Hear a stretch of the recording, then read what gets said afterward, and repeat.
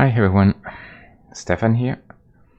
Welcome to the stream. I'm a bit late, 7 minutes late. Sorry about that. I was doing some stuff. I just got the references in for the tonight's project. And if you've seen the tweet, tonight we're gonna do a character from a movie that I feel like I keep saying it's in my top 5. So my top 5 is probably about 25 movies long at that point. But anyway, but it is certainly my favorite sci-fi movie of all time, hands down.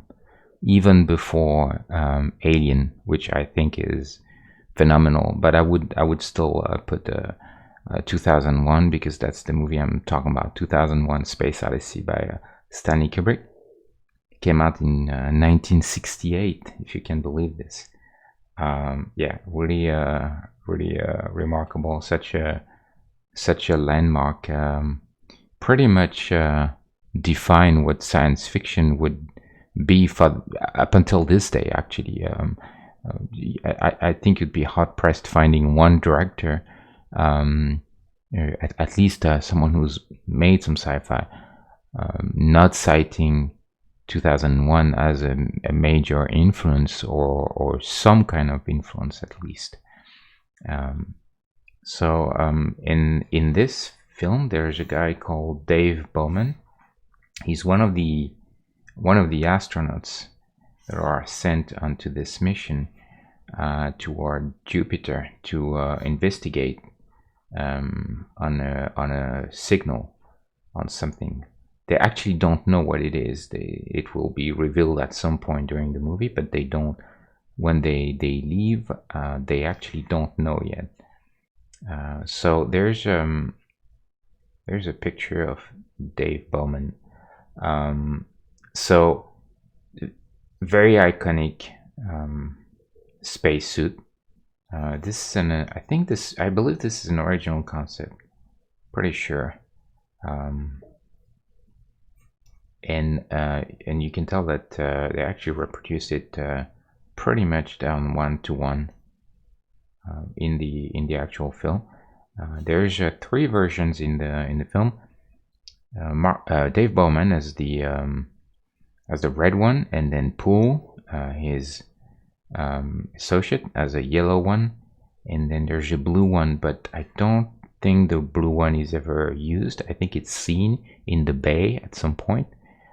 Where they dress up before doing EVA, but they don't. You never see anyone wearing the blue suit. I think it's probably one of the poor guys who ended up being killed by the computer, who was supposed to wear that. Some other references. This is a shot from the movie. The aspect ratio was 2:21, if I remember. And then what else do we have? And we have this shot. And for this, they built an entire. They built this for real, and they could rotate the entire thing however they wanted. And by just having the camera steady, or actually rotating the camera and keeping the cylinder still, or moving this, or rotating the cylinder in a different direction, they could give the impression or the illusion of rotating space station. So this film, I think it's remarkable. I mean, it's not me saying this; it's pretty much everyone. It's remarkable for many things. One of them is the accuracy of how really scientific Kubrick was. With his approach, he really was, like he said. I think at some point he said, "I don't want to do a robot and monster movie or something like this." He wanted to make sure that the representation of space travel, most notably, would be very as accurate as possible, as real experience. I mean, you have to think. I mean, think about this. This was before Apollo landed on the moon. I mean, just imagine for a second that this film actually came out before Apollo landed on the moon. When the whole Apollo project was still very much in secrecy. I mean, there had been some Apollo flights before that, but and people knew about it, but there was no way you knew about the lunar lander and how a space station could be imagined or any of that sort of stuff. NASA kept that pretty very much their cards close to the chest, because this was at the peak of the Cold War. So you have to you put yourself in that political context where it was not readily available to the public, all that stuff. So and of course the a large portion of what Kubrick had in the movie was already had been imagined in science fiction before by some prominent authors who themselves were either scientifics or astronomers or people of that nature, like Arthur C. Clarke. Arthur C. Clarke was the script writer. He was a very famous book writer, a very famous author, science fiction author. But he was also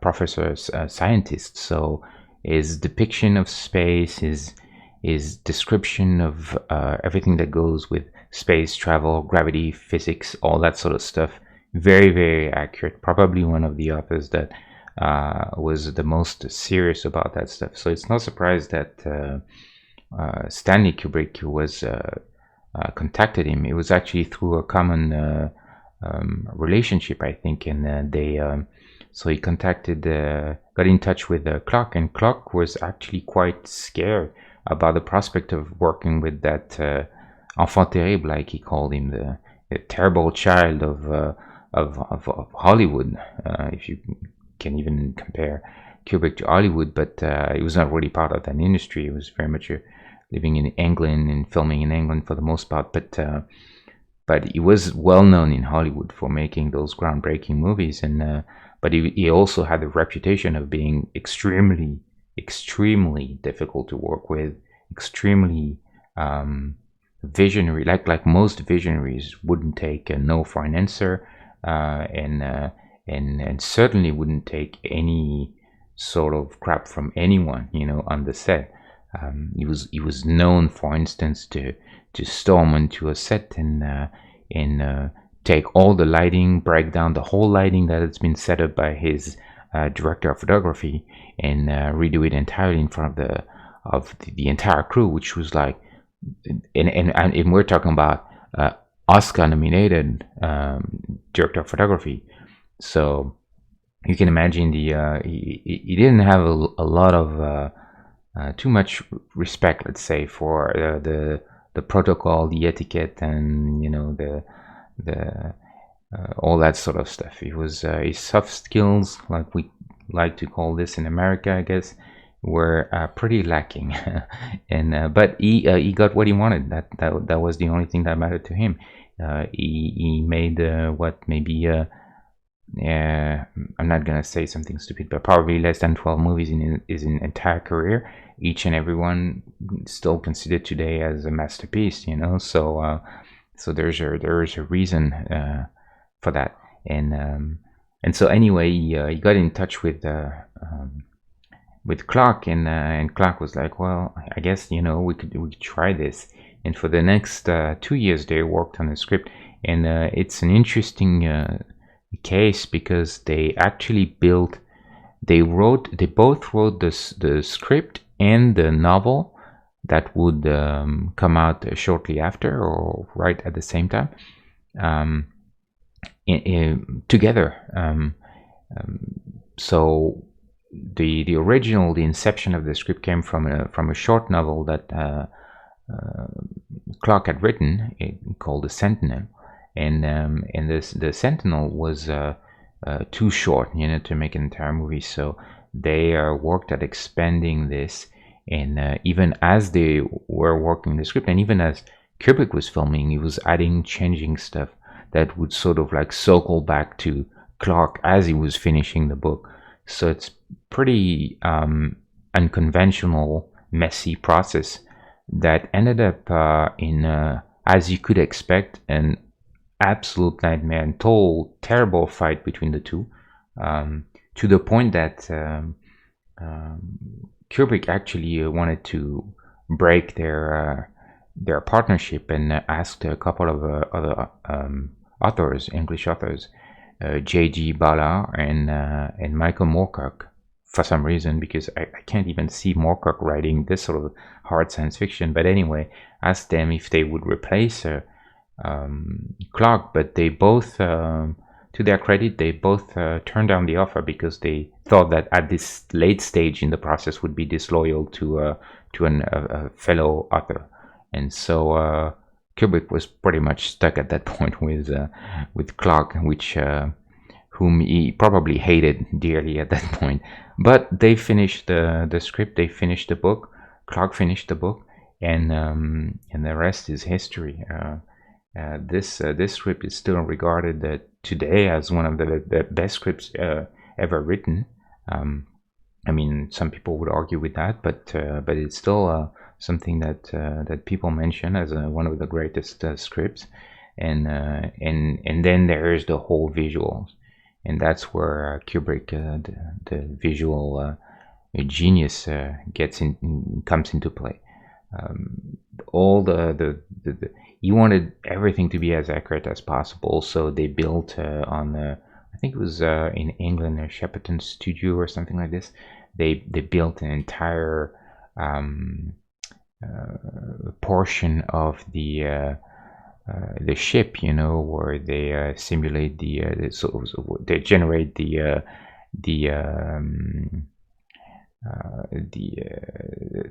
artificial gravity with the Coriolis forces, and then they built this, you know, for real. There's some pictures of that are pretty incredible. Let's see if we can find.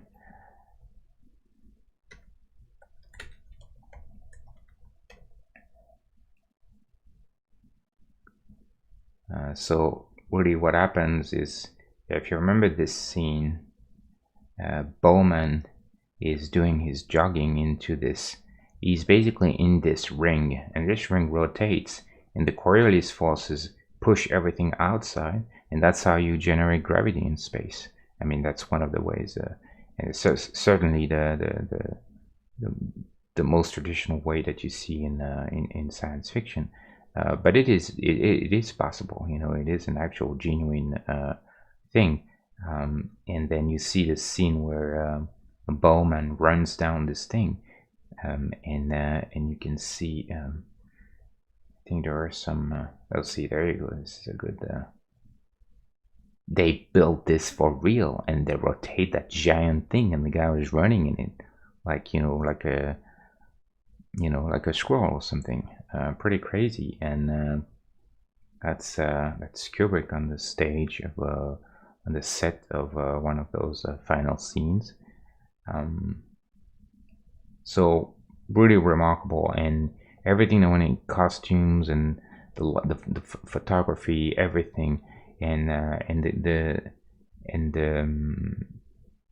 the film also is very. I think a lot of people remember basically sleeping through it. That's pretty much the common experience that everyone has, except maybe for me. I saw that movie first time I was 10 years old, I think, something like this. A friend of mine, his father was a space nut, and for some reason he thought it was a good idea to bring a couple of kids, 10-year-old kids, to see 2000: A Space Odyssey, 3 hours of, you know, Zarathustra music and long panning shots of space. But for some reason I loved it. I really did. I didn't understand anything what happened. I couldn't even tell what I had seen after that. But to me, it was pretty life-changing. I remember thinking, what the hell? What was that? You know, I can't even understand. Like, how could people imagine something like this? Pretty for me, pretty striking experience. But a lot of people, they sleep through it. Let's face it, you know, because it's pretty long movie. The sequence, the Stargate sequence is like 15 minutes long of a drug-induced color. You know, it's a bit weird. Like, this is a shot from it as well. But But what's interesting is that the Kubrick, he really very much wanted a movie that was like this. He wanted a movie that was more of an experience, something like when you watch an abstract painting or something, you feel it more than you can't really explain what it is about, but you you certainly get something out of it. But Clarke, he was very much the scientist of the two, and he didn't like that too much. So he went on into explaining in painstaking detail everything about the movie, which you could argue was not necessarily the best thing to do. But I think I really recommend reading 2000 Space Odyssey from Clarke, because then you will not only it will inform your future viewing of the film, but also I think there are some really interesting concepts in the film that you can't get if you don't get sort of it's almost the manual, like I feel like the book is kind of the manual to the movie, and after that you can still enjoy the movie for all his weird psychedelic influences, but I still think that having a bit of a backdrop and knowledge about because there's a lot of themes that are in this film, evolution, space travel, AI, in extraterrestrial life. All of that is in 2000 Space Odyssey at some point or another. For instance, the AI, it's very puzzling in the book, in the film, as to why Hal, the computer, gets all homicidal all of a sudden. It's not really clear what's going on, and then but the book actually tells you that it's because the AI that is Hal is trapped into a paradox. On one hand, Hal is told you have to keep absolute secrecy, even from the crew of the spaceship, the reasons why we're sending those guys over there, because it's too dangerous for them to know, because if they know, they could have a reaction that we don't anticipate, and we want you to make sure that they know when the time comes, when it's too late to turn back, basically.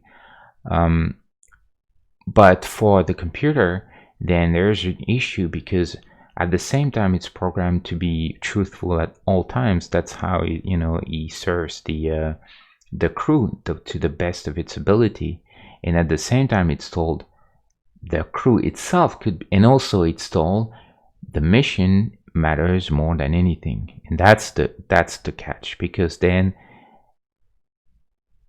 it becomes sort of crazy, because it realizes it has those three parameters. The mission is more important than anything. You can't trust the people that are on board with the mission, and you have to lie to them, and at the same time you cannot lie to them. So then the Hal is completely lost. It doesn't know what to do, and thinks about it for a long time as they travel to Jupiter, and eventually realizes, if I can't tell them the truth, and if I can't lie to them, and if they're a danger to the mission, the best is to get rid of them. If they're dead, I don't have to lie to them. There's no lie, there's no truth. I don't have to interact with them, and they're not a danger anymore. So he decides, in all logic, to just kill them all, which is a really interesting idea, one that probably Clarke owes to the Laws of Robotics from Isaac Asimov. Isaac Asimov, he wrote a ton of really intriguing stories about robots and AI based on those principles, and so there's three laws. Basically, one is that an AI or a robot at the time, because it was in the 50s, can't a human can hurt a human, or by its inaction let a human be hurt. And there is another one that says that an AI cannot lie to a human or be deceitful.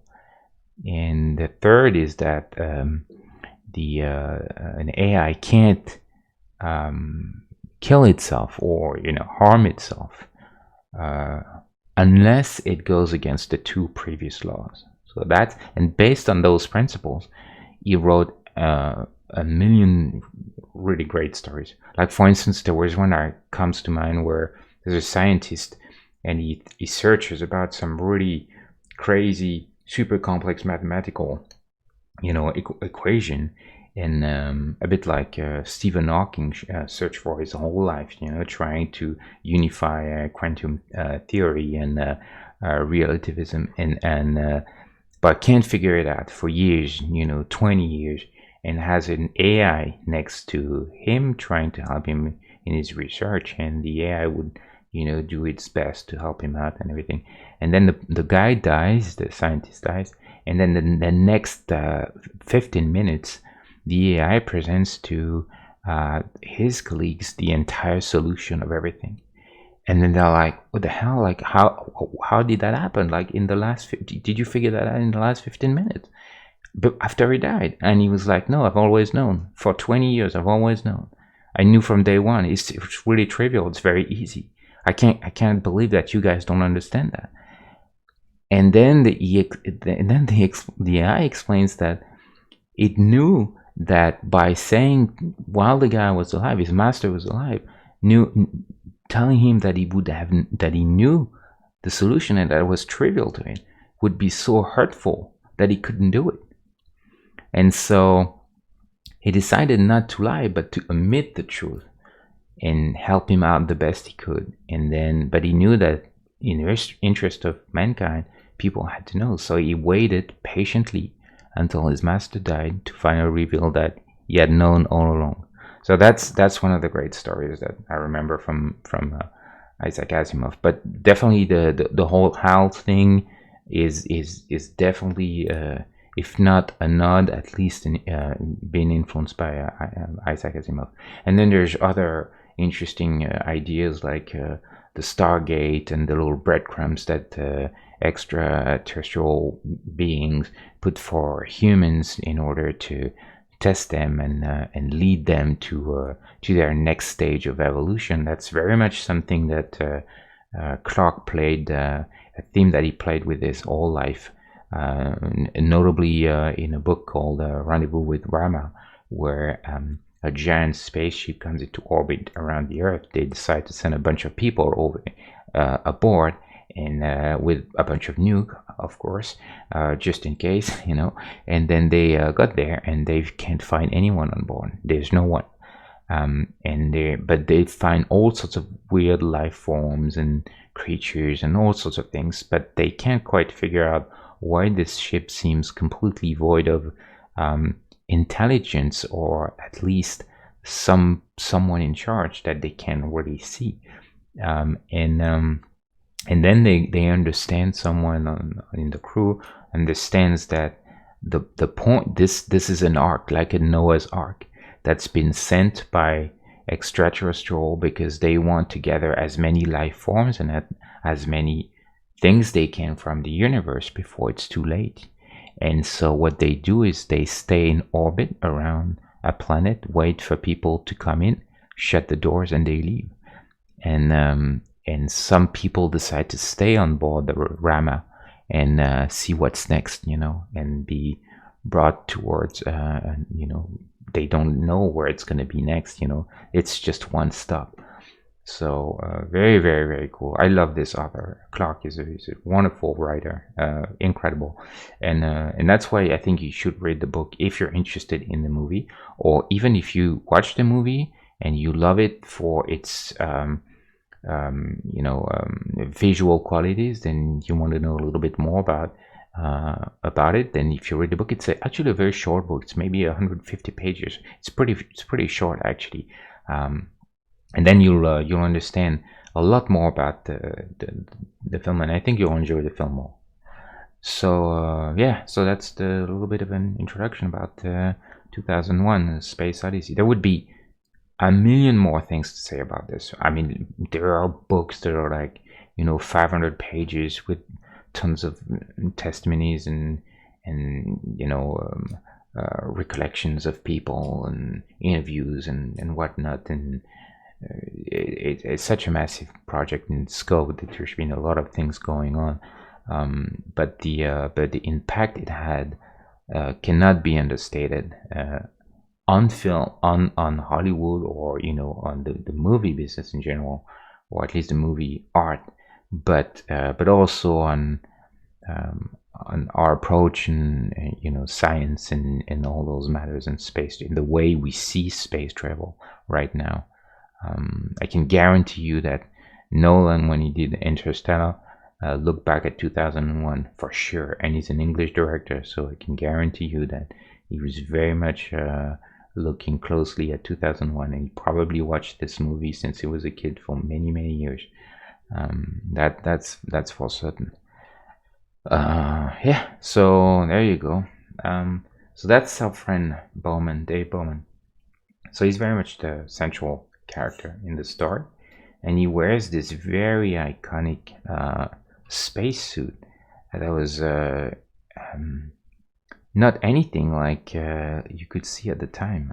Even that was a groundbreaking design, very much closer to what you could see at NASA at the time. It's a little bit of a mix between, a more artistic approach and for the helmet, with some sort of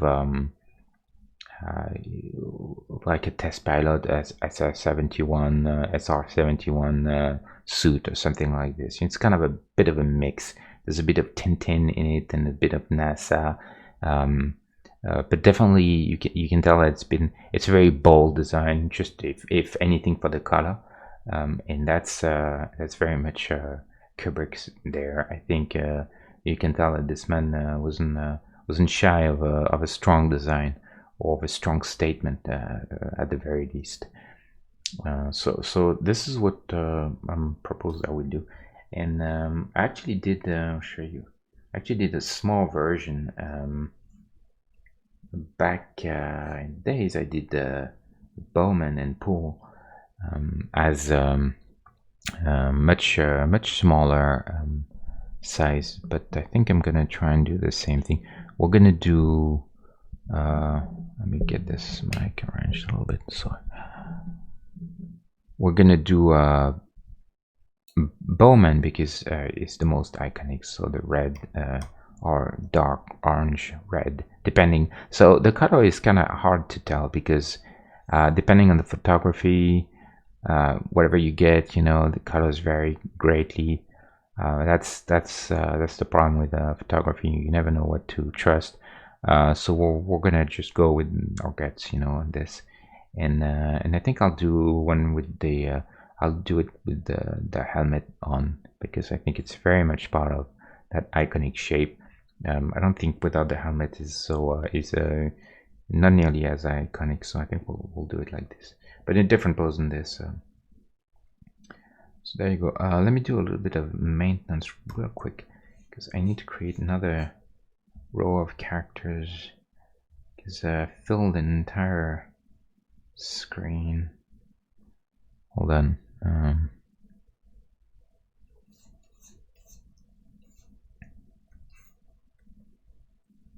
Yeah, I don't have. Oh, actually, I could. I'm gonna do Bowman over here. So I wonder if I'm gonna start with someone, or if we're just gonna. I kind of like this pose because of the legs, kind of walking a little bit like this. So I think I'm gonna take Indiana Jones for some reason. And he's got already some sleeves that are a bit thick, so there's a little bit of something in there I think that we can take. So we're gonna take Indy as usual. Doesn't matter that much because I end up changing everything, obviously, but it's always good to have a little bit of something to start with, just for scale, so I'm not completely out of it. Okay. Hope you guys had a good weekend. I think I got a cold actually. My throat is a bit sore. Hope it won't be too obvious. My voice that won't be too painful to hear. Hopefully. Let's go back to this. Okay, got a little setup.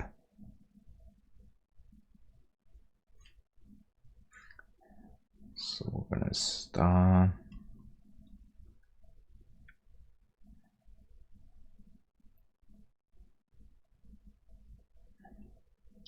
I take basic. Yeah, it's certainly not that color. Somewhere around here.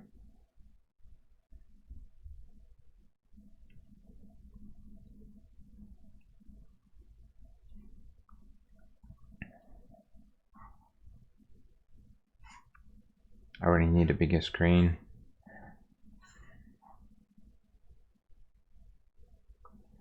So just gonna keep this as an indication of waistline for now.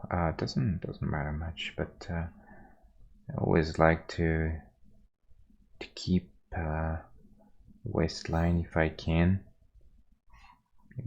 Oh, sorry. Take this. I think the color is right, but that's okay. We'll deal with that in time.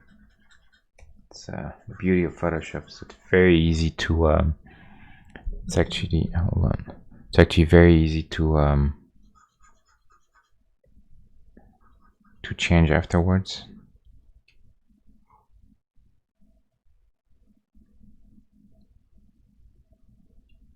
It's got a little gray boots.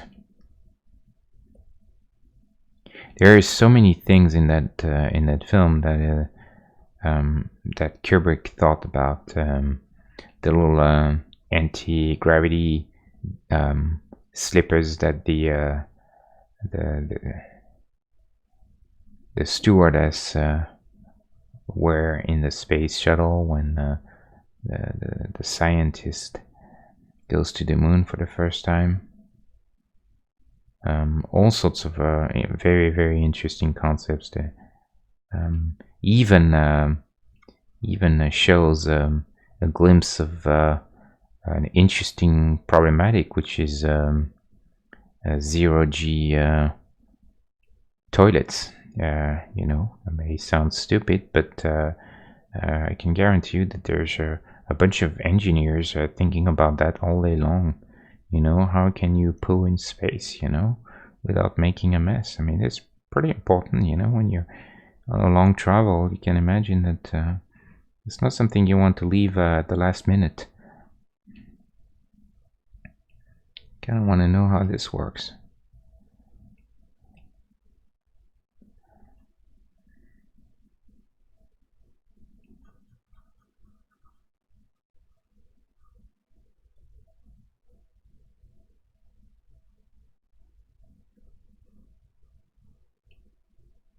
Not too sure. Usually I'd like to have to find you know, a better pose than just, you know, symmetrical arms and stuff. But I'm not too sure what kind of pose.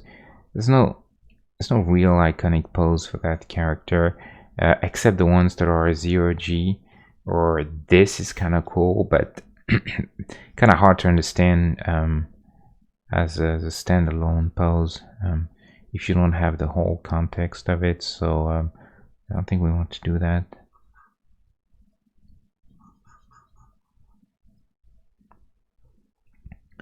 So we need the big round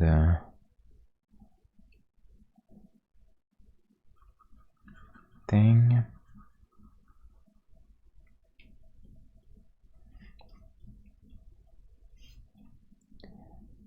Then this So again, this is always very very much quick and dirty. Can I find a head? Let me get Forrest Gump just to get some kind of a head. I think there's a chance that I may ditch the head entirely. That we won't see it in the helmet, but I'm not entirely sure yet. So we'll see. I think it's good at least. Come on, at least to have something for now.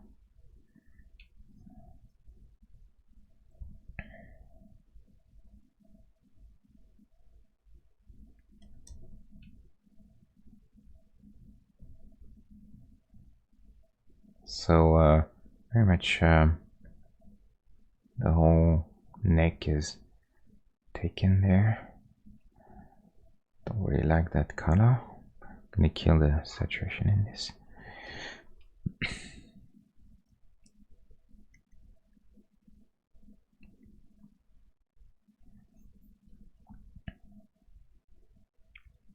So the trick is we don't want oh, hold on, making a mistake here. This needs to go here. There. We don't want him to look fat, so that's the tricky part. Need to be careful with that.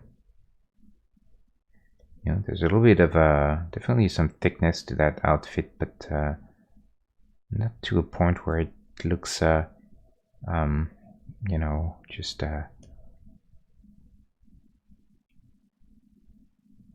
still pretty elegant. You know, you can tell the waist. So I think I want to be careful with that for sure.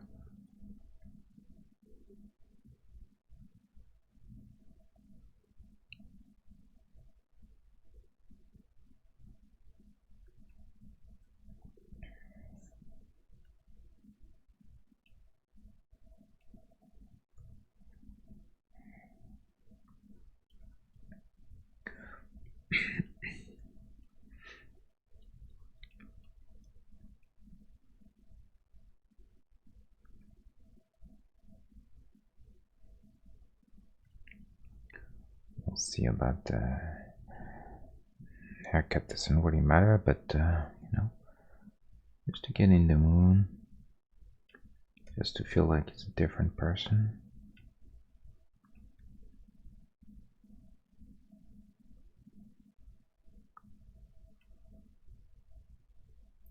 And he's got the box, so we need to put. I think I'm gonna put the box fairly early on because, like I said, this is always about masses of things, and you know, big masses. So this is definitely something that matters.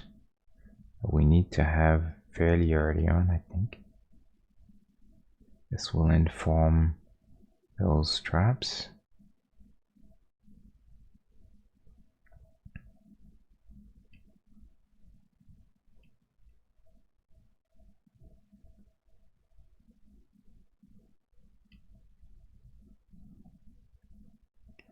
We get the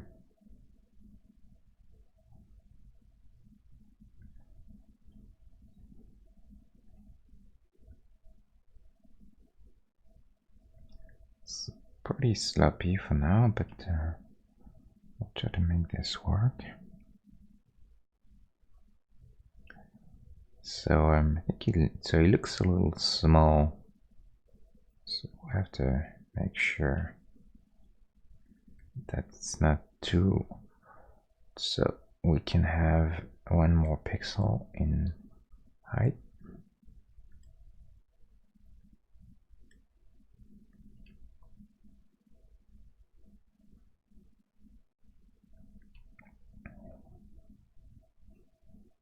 I think also head could go.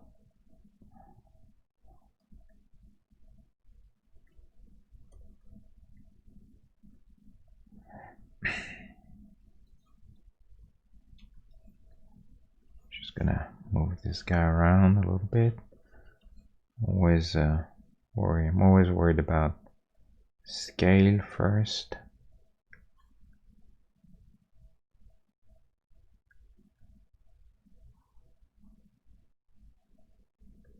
Okay.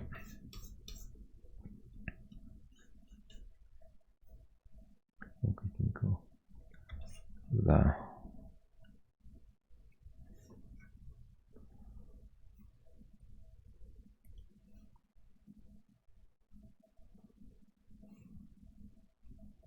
okay.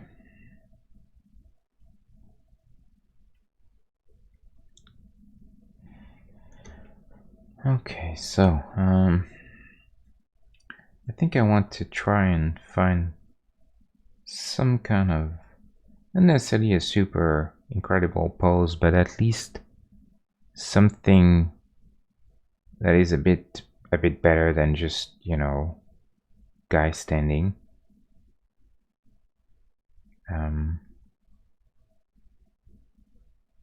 So that's gonna be, I think,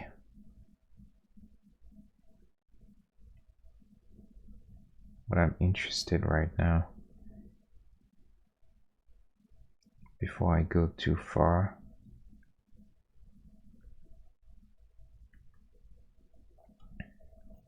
The hands are, they have this inside sort of black padding.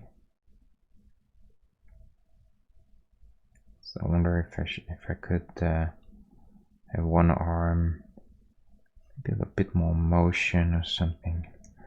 Not too sure yet, but we'll find something. I think I'm gonna have a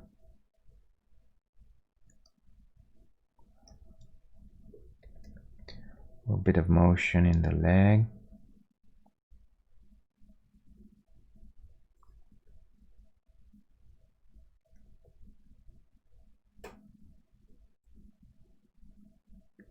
We'll see what it is, but for now,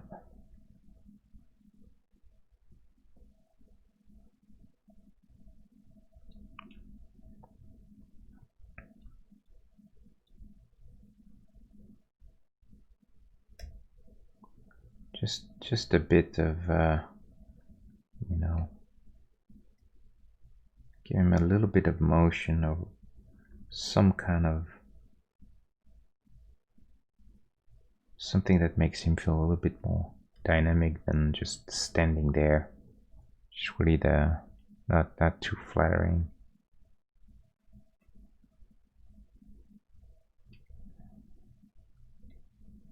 And sometimes it's as easy as just curving a leg or something.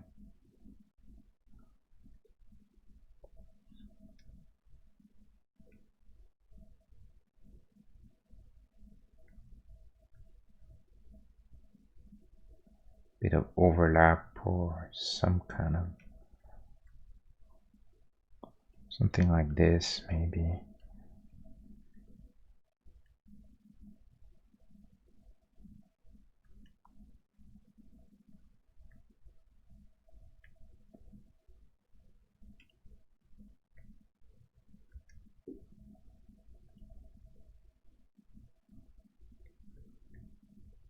Obviously not great for now, but you know, hopefully this will go a little better in a little while.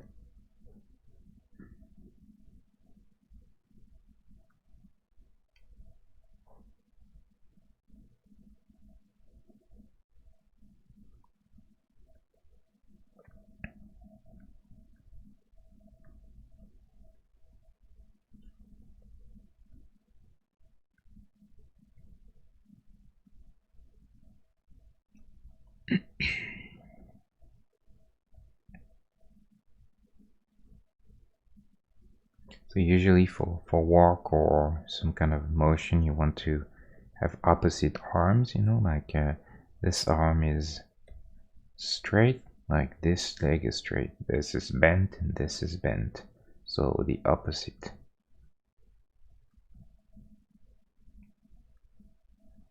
That's how you're gonna convey a bit of motion usually.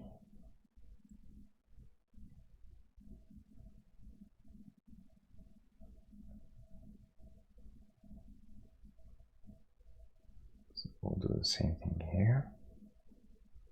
Try. So already see that there's a just gonna flip, because always flip. You'll see this gives a little bit of something. There's a bit of a bit more character now, like a person. Let's try to rotate the head.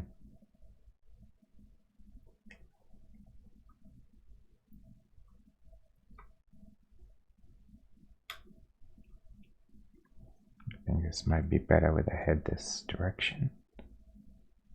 Yes, I think it's better. It looks, he's a little,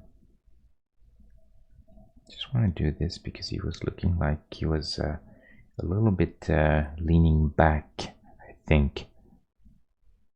Yes, and this is a bit better now. Still not great, but it's, you know, it's a start. It's definitely a start. At least there's a bit of something going on.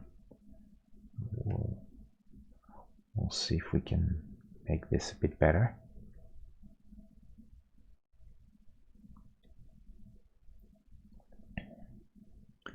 Realized I'm not looking at the chat. Okay. This is something I am guilty of. Forget the chat for a very long period of time. I don't even pay attention to it, and sometimes I realize someone was asking a question.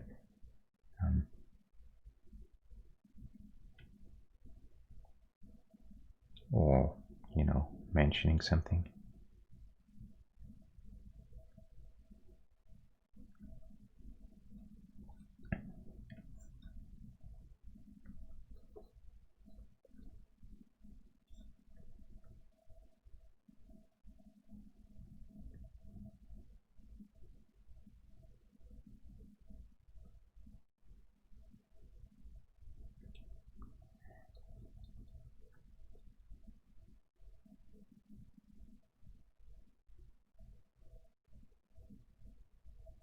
So still think that it looks a little bit out of scale, a little small compared to everyone else. Especially for a guy wearing, you know, a spacesuit. So I kind of want to make him a little bigger, but the problem is, like I said, I don't want him to look like he's fat or anything. So it's gonna be a balance to find.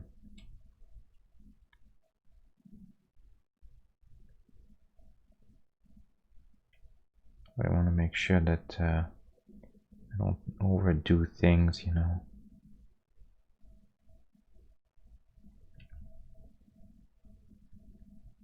Because leg could quickly become a little bit extreme.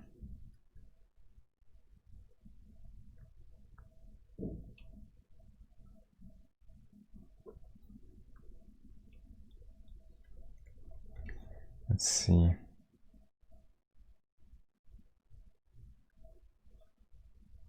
I think I can go just a bit higher.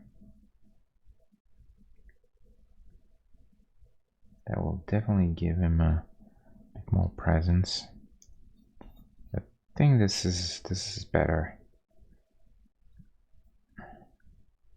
That makes more sense, I think.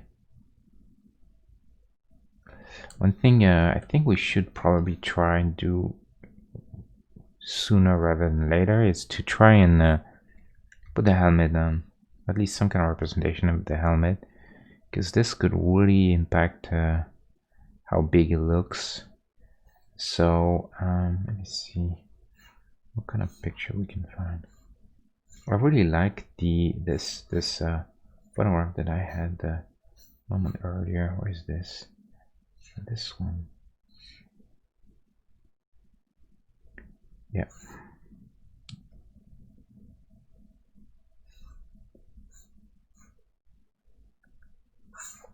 It's a bit head tilted down a little bit. Sure, it's appropriate for this pose, but we'll try, because this gives you very much this very identifiable shape there, with the the sort of conical head and this band there.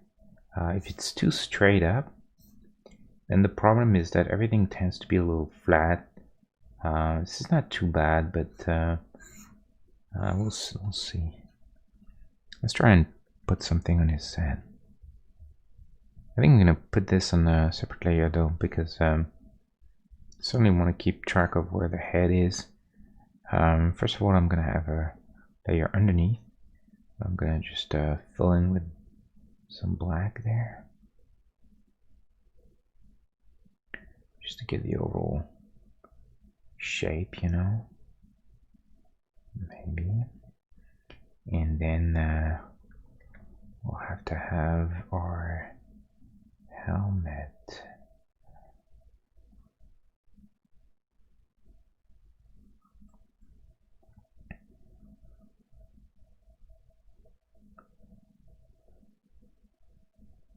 There's a red.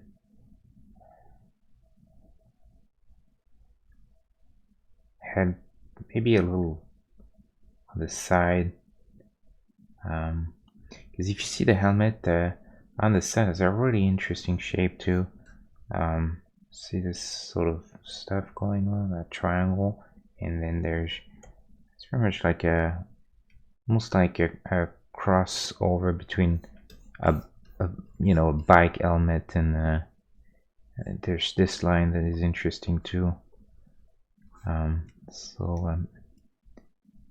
Definitely a shape that is like like goes like this. I think if I can try and get this, it would be nice.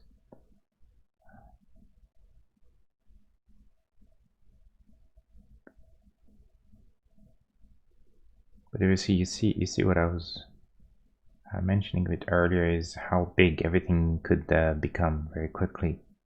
So we need to be careful with that.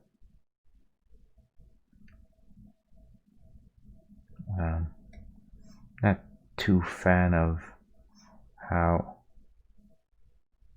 wide the head is now. I think it's more of a long helmet than it is wide, or high at least. Maybe this pixel too much.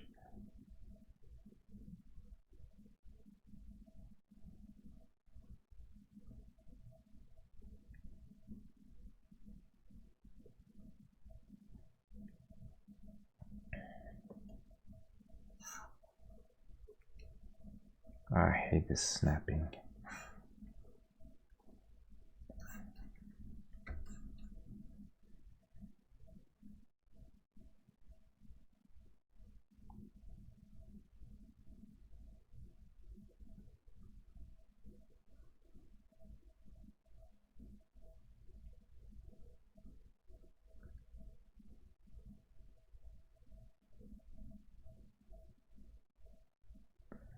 Try something real quick. Just want to make sure I get the right shape for the visor, and then we can delete it eventually.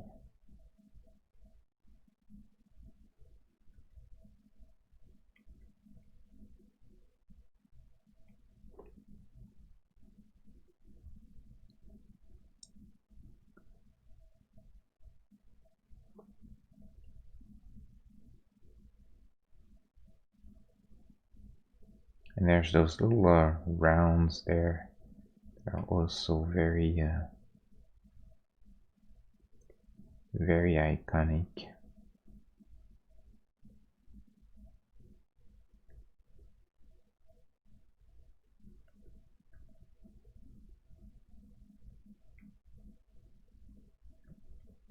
So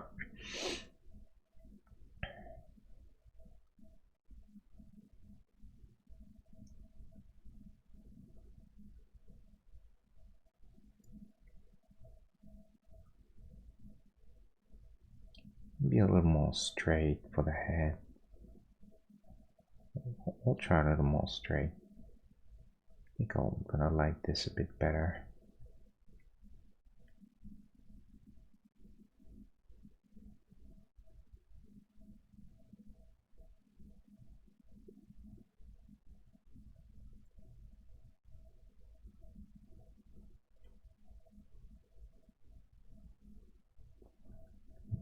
I'm a little more cautious there because it is important. So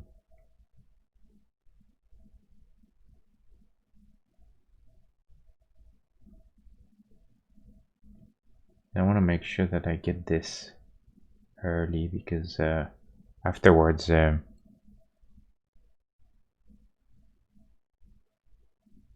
can decide on the whole, size of the body compared to it and everything. See, like proportion is weird here. I think that head looks too big. So we need to make sure we got that right first.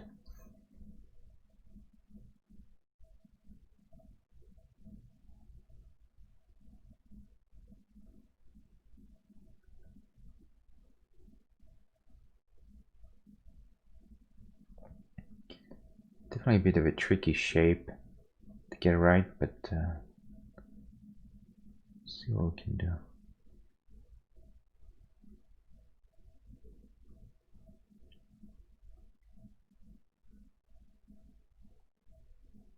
And bear in mind, I'm not really making this. I'm trying to get all of the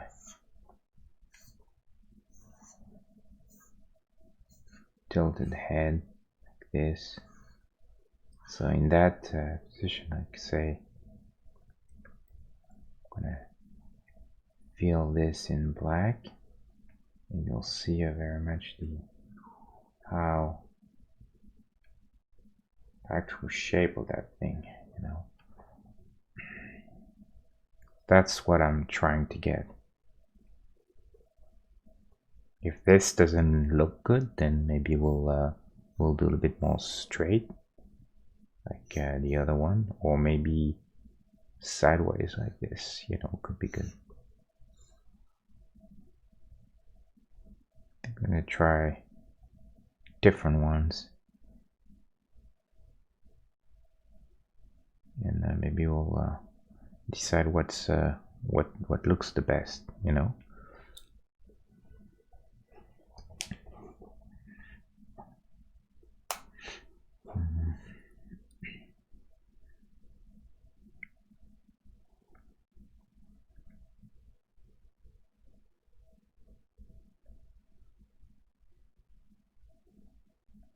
Oops.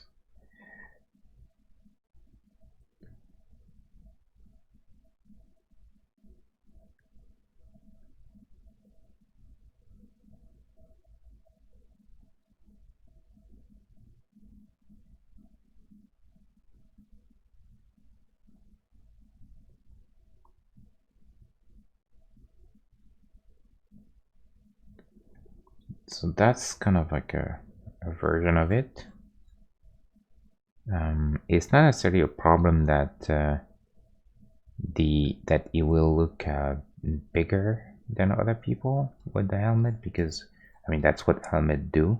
They actually look like they have a giant head, but still, see, this is a bit too much now still. So I think we need to and that's the problem of like real helmets versus fake helmet, where you cheat a little bit the size of the head, and then you don't really you don't account for a full head inside, like here. Actually, there's some margin for going down, so I think we're gonna shrink that head a bit. Definitely don't want this to look like he's got a huge head.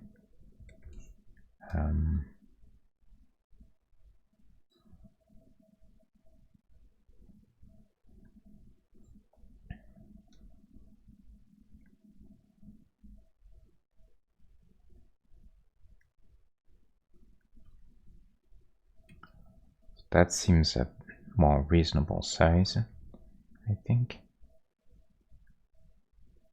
His height is about right. I mean, he's got a helmet on, so I think it's...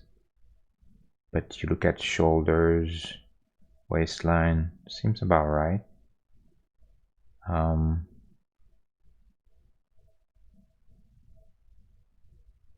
So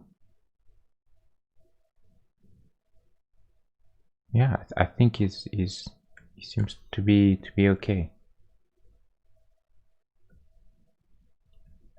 Maybe we can go a little less long with the legs now. I think that's fine. Go down 1 pixel. Always the infamous 1 pixel too much. Yeah, that's better, I think. So now this looks more or less correct.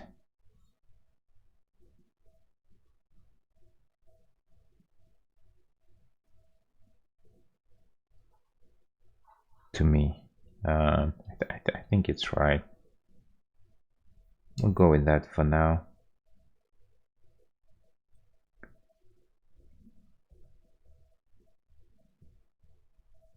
I think it could be a little wider, but not touching the head. Let's see. A little bit wider torso. I think it's a little thin. I don't think it will hurt. Let's see.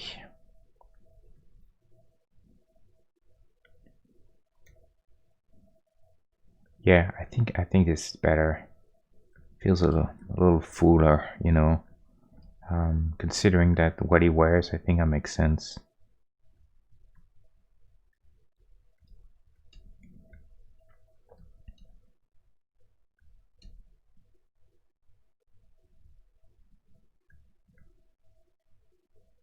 Yeah, okay, so so I think we got a pretty good base now. Now it's a matter of so I don't dislike the helmet there. I'm not ooh, look at this. I'm not sure the this is the best version of it, so just for sake of let me try something real quick. Suggest some... Maybe we'll suggest some kind of, you know, some hair transparent. I don't know. We'll see with that. This could be tricky.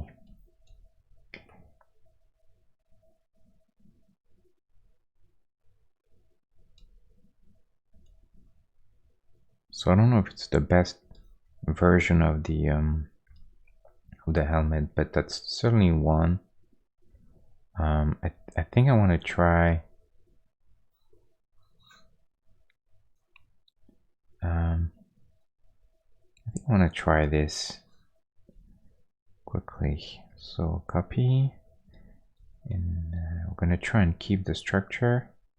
Just change the angle a bit. See how it pans out. If there's any way to do this.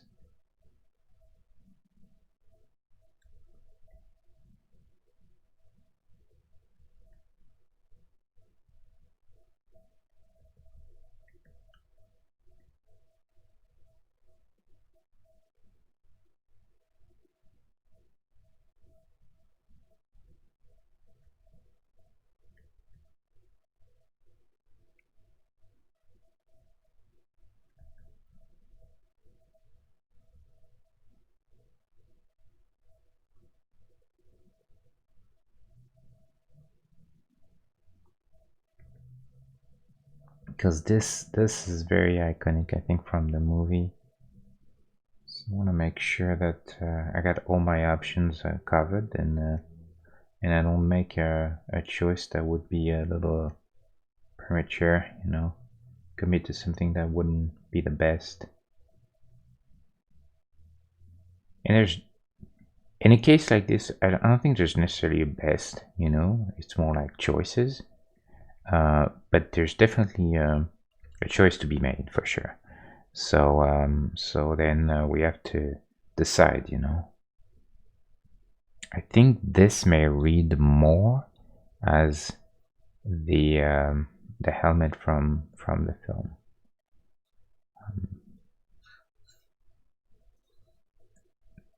Than this one. This reads more of a regular, you know, biker helmet. So it's a little cooler. It looks a little bit more cool like this, you know.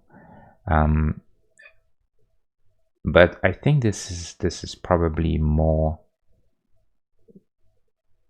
And I wish I could find, because you guys probably think like, no, what is he doing? This is weird. But I swear, if I can find, see, look at this shape. Look how weird, you know. There's definitely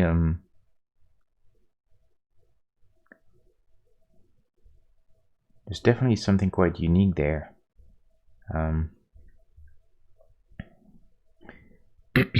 Sue, maybe. See what I'm talking about? It's very, very specific.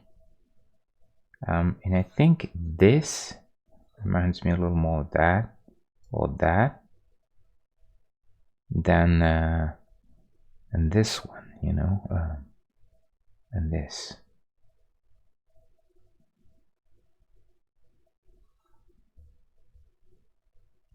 Oh, there you go. See on the side.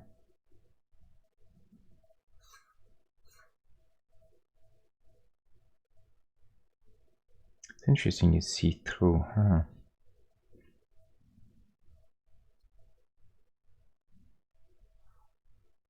But you see this stuff?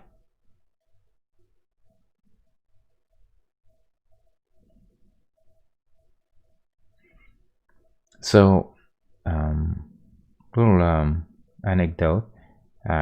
Kubrick, being Kubrick, there was something that was look at this, wow, cool autographed picture. So there was a not a tradition, but it was commonly done during the 50s and the 60s that some studios would reuse footage from one movie to another, or even props or whatnot, you know. Oh, there, that's a pretty good one. I like that. Oh, what's going on? Rhetoric notice. Yeah, whatever. Just give me the picture. So there was it was commonly done because, you know, to save money, they would just they would simply take a piece of prop or whatever from a film and then recycle it in another film, and then for instance, a film like Forbidden Planet had this this robot that you guys have probably seen.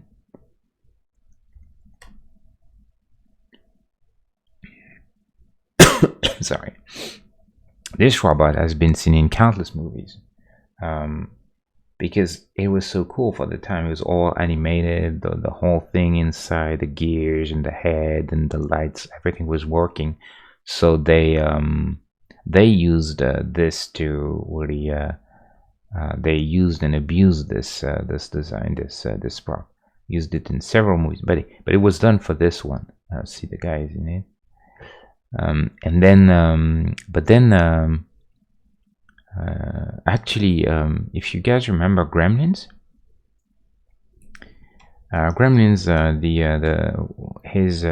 the father of Billy is at this sort of inventor fair or something, and you know, he's an inventor, and then he's got, wow, the competition is pretty fierce around here.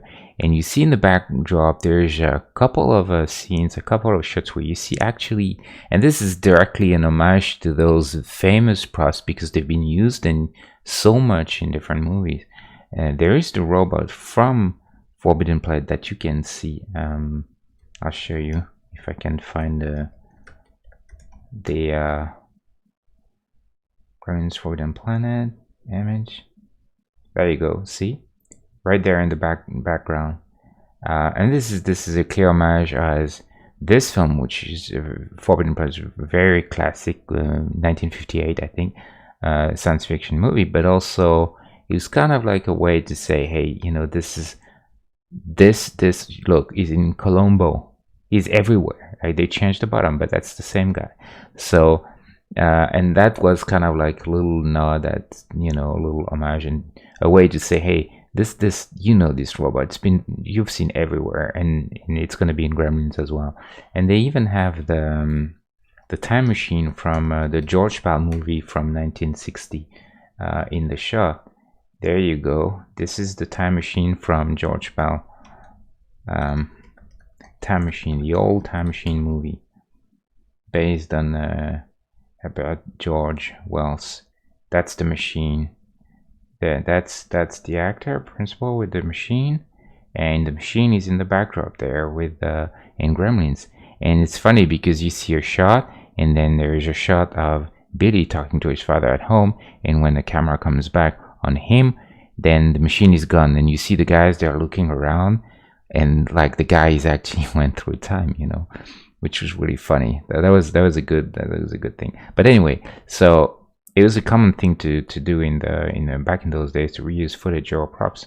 And so so Kubrick, he didn't want that at all. He was like, there's no way that people are gonna reuse that. I'm gonna see my Dave Bowman suit used in, you know, 10 movies or so. So what he did do, he ordered all the props, all the miniatures, all the work, costumes, everything to be destroyed. They destroyed all of it, because he wouldn't bear the idea that it could be reused, which is such a shame because it's very much cinema history. But that's how he was. That's how extreme he was. He was the true artist. He wouldn't let anyone take the you know, his the fruit of his labor and sort of bastardize it in some way. And because he knew the studios, you know, he was not you know, he knew the studios enough that they would definitely reuse some of that stuff because it was so expensive to make. So yeah, that's kind of an interesting story. And it also did the same thing for all the rushes. Like when you shoot a movie, you always shoot a lot more than you need, you know, because then you want to be able to have coverage for every situation. And then in the editing room, that's where you say, well, this is the best shot, this is the best portion of this, and then we're going to cut this to this and all of that. And then there's a ton of rush film that's, you know, ton of extra film, extra footage that's never seen, you know, never used. And that's normal for any movie. But Kubrick was known to film a lot, you know, a lot more than he needed, because he wanted to make sure. And that's the same. He kept during his entire life, he kept all the film, the negatives. He ordered all the negatives to be transported to his house, and he kept in his garage negatives from Barry Lyndon, Clockwork Orange, 2001 Space Odyssey, Doctor Strangelove, all those like masterpieces that are now, you know, revered around the world.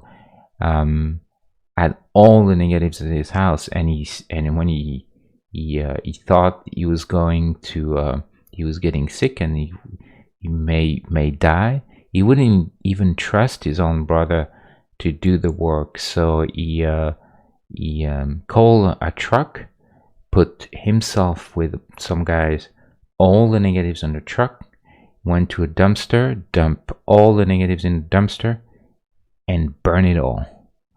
That's what he did. Because he didn't want this to be seen. He said, the films that I don't want to see any sort of like remaster, re-editing version, extra director's cut, whatever done by someone else, you know, a new cut. The cut that you see in the theater or the cut that I've done is the cut. There is no other cut. And everything else, you don't need to see the footage. It's gone. So they're pretty crazy. But fortunately, a bunch of guys they found some of those blueprints and concept art that thought were everyone thought destroyed, and a few of those pieces actually escaped. So now they're they're kept in museums or private collections. So anyway, back to this guy. So what are we? I wonder what should we do. I think this is probably the better way to go about it for the helmet than this. My gut feeling is that this is the best way.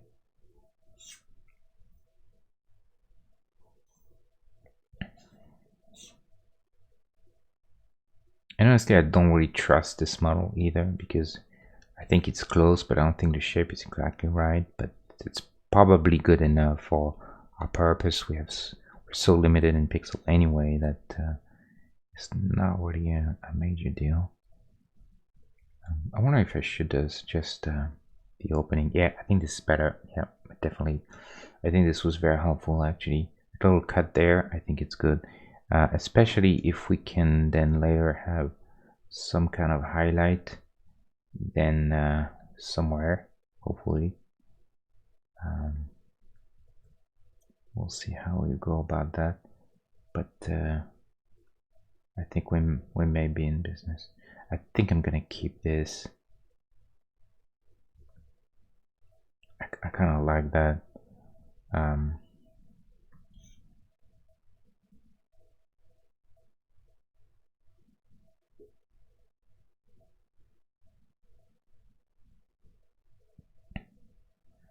Hold on, I'm a little lost in my layers. There's nothing on this, right? No, nothing. So let's kill this.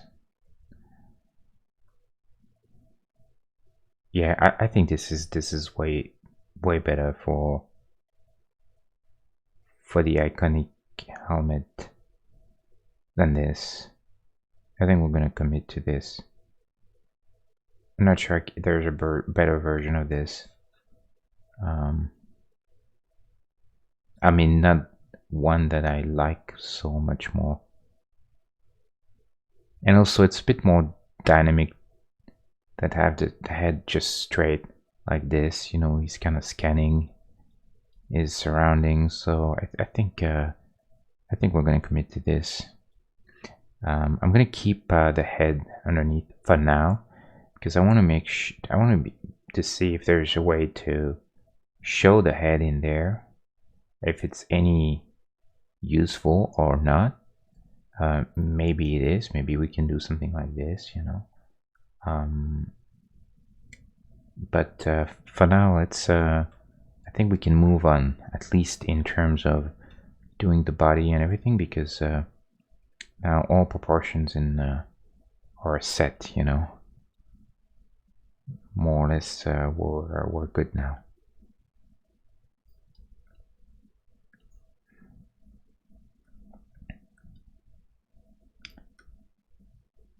Yeah, I think that's okay now. So let's proceed with that. Kill this for now. I'm gonna kill this for now because I don't have enough room. This is detail. I don't think we need this for now. I'm gonna keep this. So okay, back to this on the body.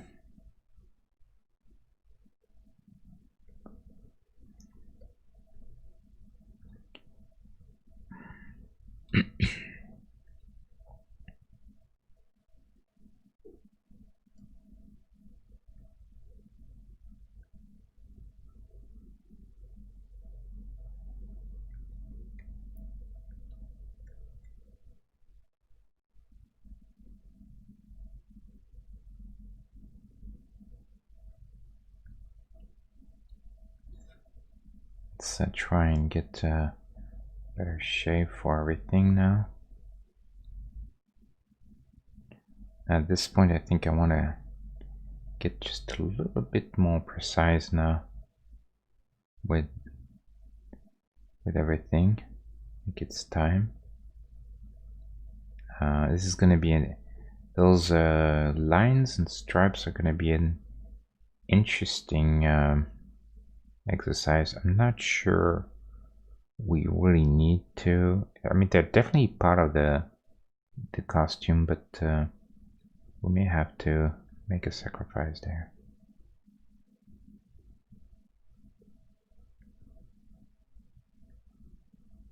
So we'll see how it goes.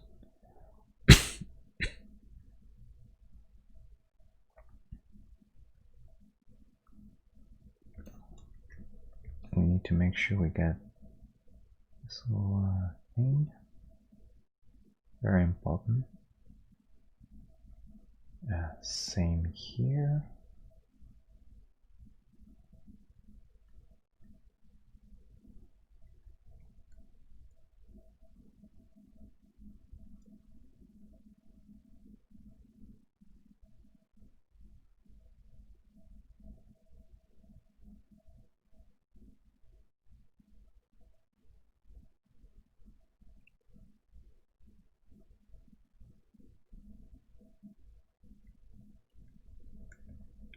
Okay, little box.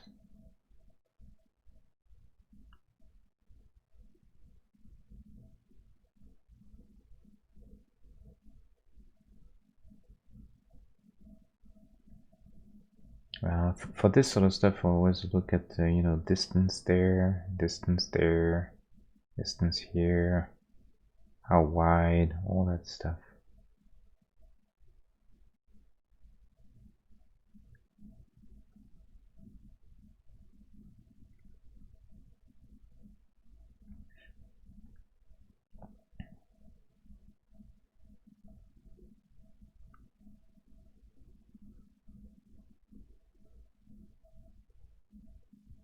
I'm gonna suggest our torso is just a little twisted. This in you know, in this direction. So then you see a little bit more on that side than you see on this side. Hopefully this will read.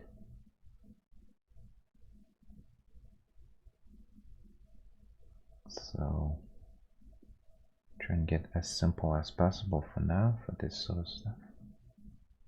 This is gonna look like a G-string, so we have to be really mindful of that. Not the best stuff.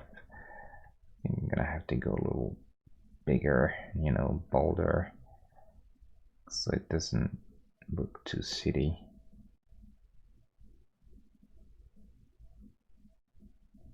We'll see how we deal with that.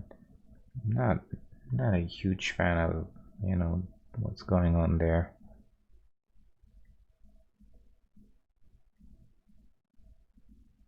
But hopefully, I think by this will help a lot.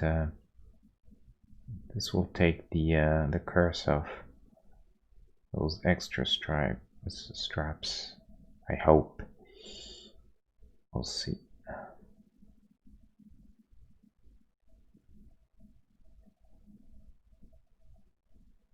So value needs to be lighter. You know, you have to. So that's the sort of stuff you always want to look at.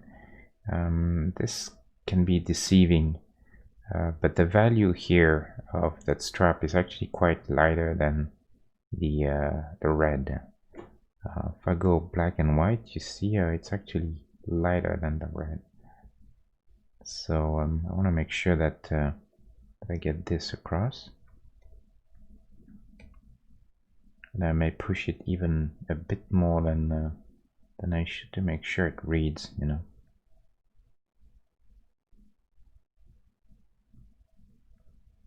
I'll probably have some kind of shadow or something. I'm not sure yet.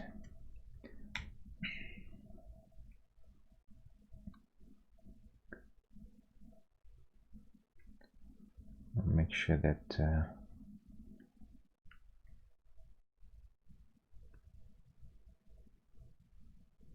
I don't mess this up too much.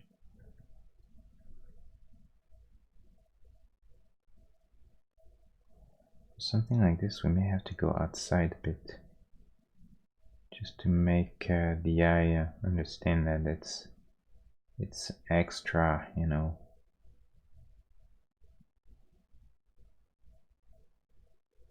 It's a strap or something, really tricky. We'll see.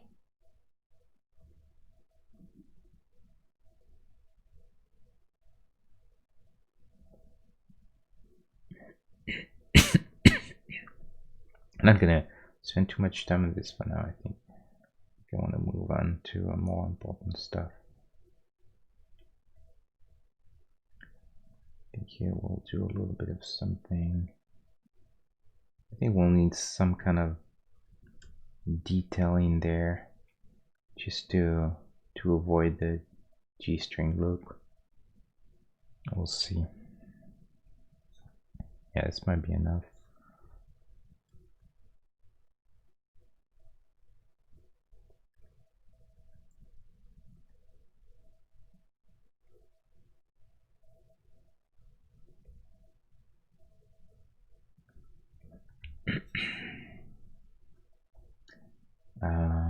Okay. Then we have those lines.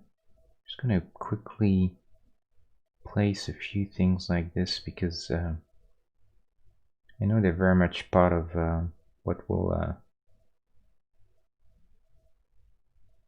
read as the design.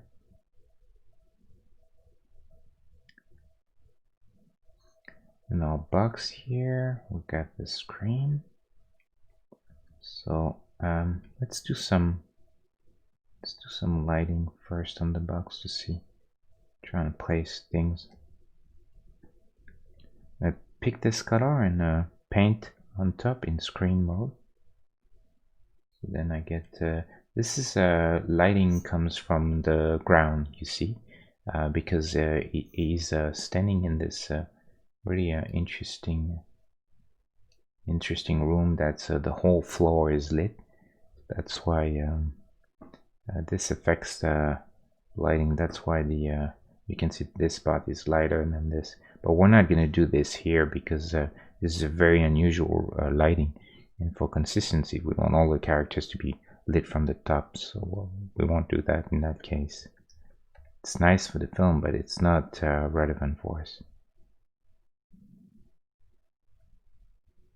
So this is better.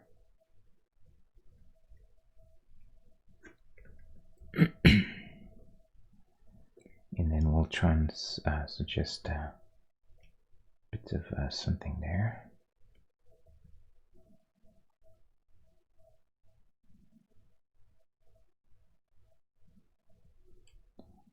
Now I'm gonna place the big stuff first.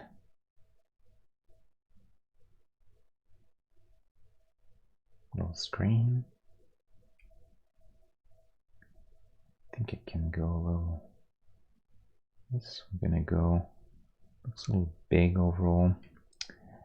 Yeah, I'm not a huge fan. We're gonna have to bring this down a bit, unfortunately. I think it looks a little big.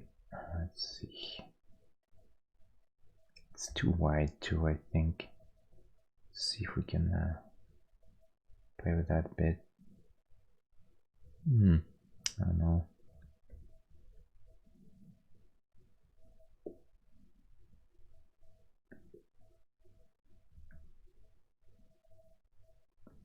Let's see what we need to put to place first, and then hopefully this will help resolving the size issue. It's gonna be very much cheating there. No, obviously we can't. In a case like this, we can't have all the detail. There's absolutely no way. So we just need to make sure that I think we get the essence, the sort of the spirit of it but definitely not the entire thing. So as long as we can convey with a satisfying degree the amount of complexity that there is and the big elements, the screen, those little dials or whatever they are, and this sort of weird speaker looking thing, then I think we're probably okay.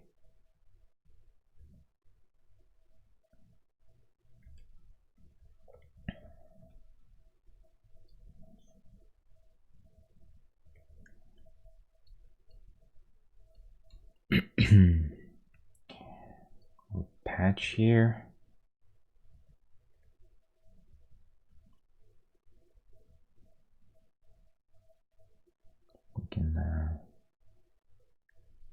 We can do that.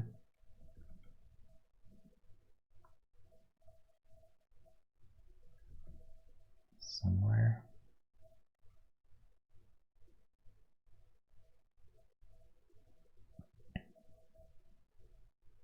Maybe just a little brighter. Now, as you can see, I've resisted the urge of putting all those lines because I know they're going to be very unforgiving. So I kind of want to put all the stuff that I know matters first, and then depending, I think it might be, my hope is that it will be enough that we won't have to really go too crazy with all the, you know, the little lines, because there would be enough detail for the eye to pick on, you know, and then you will be okay. Hopefully, who knows? We'll see how it goes.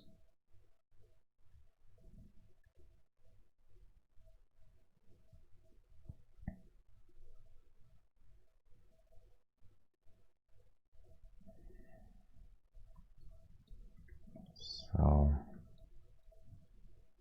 all the big stuff first.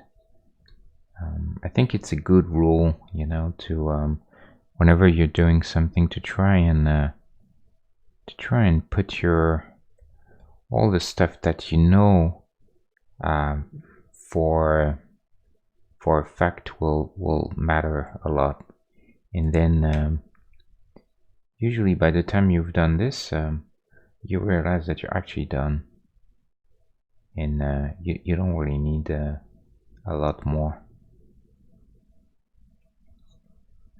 That's kind of my secret hope there, that I don't want to have to deal with those lines in the suit. But we don't really know as of yet. Oh, this is on the helmet. So a little detail here. Maybe we need to put that here.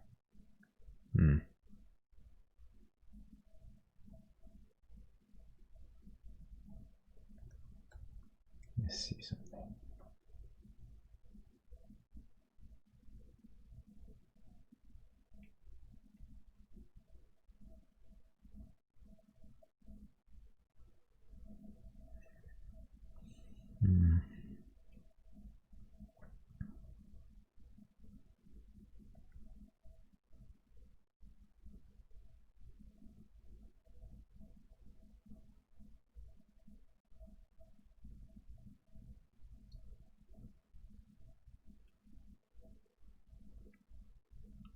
Bear with me for a second there. Not sure if I want to. What's the best there? I was thinking I'm gonna cheat things a bit there.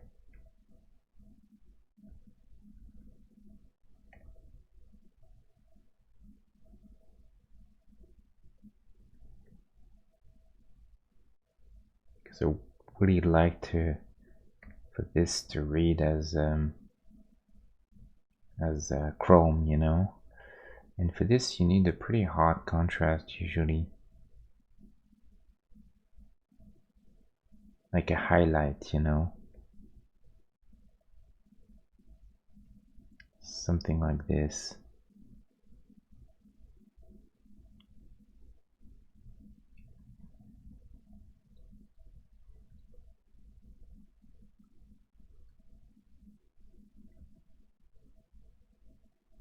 So here I need to make sure that this goes above shoulder.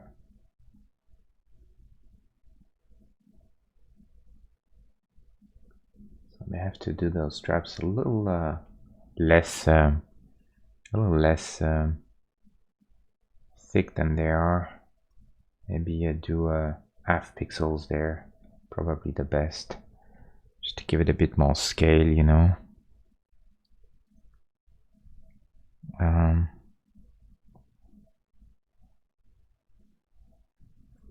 Let's rotate this guy a bit. Yeah, I think he's got a bit too much attitude now. I think the helmet's not quite right either. So we'll see. We'll still have some opportunities to fix this. I think this line probably needs to be thicker. It's a very tricky shape actually. It's a pretty complex shape.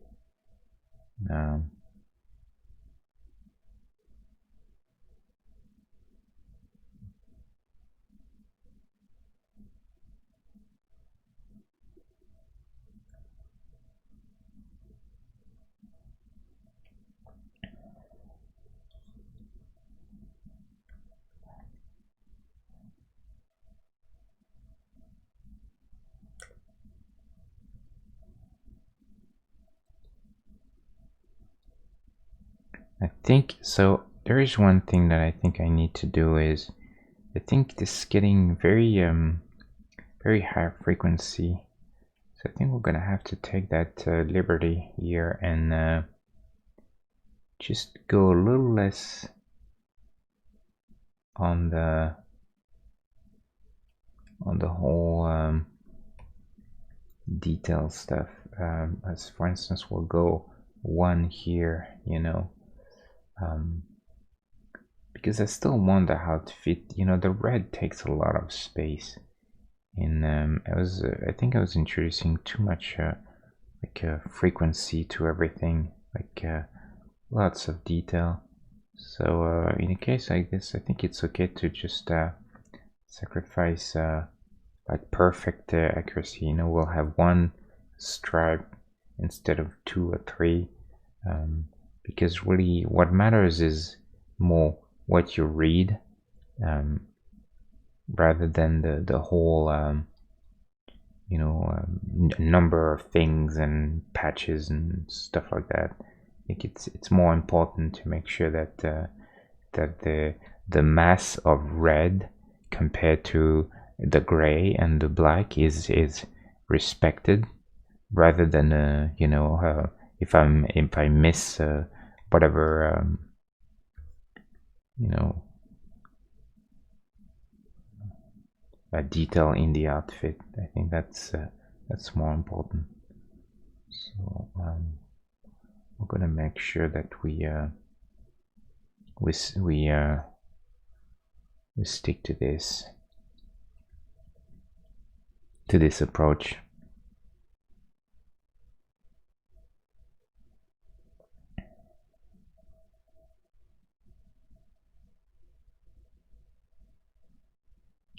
Getting a bit better now on the straps. I think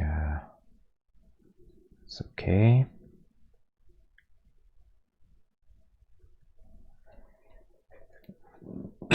Sorry. It's definitely some stuff going on with me.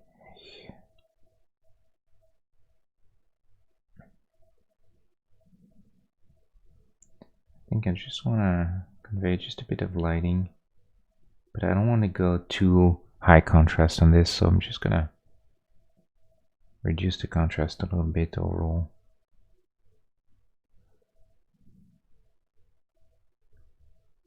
At least there. I think here. Yeah, maybe even the body there.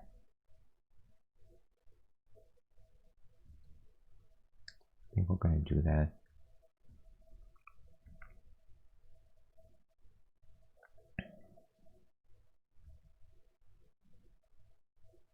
I always like to suggest a little bit of pec, you know, or chest. Just helps character to read a bit better, I think.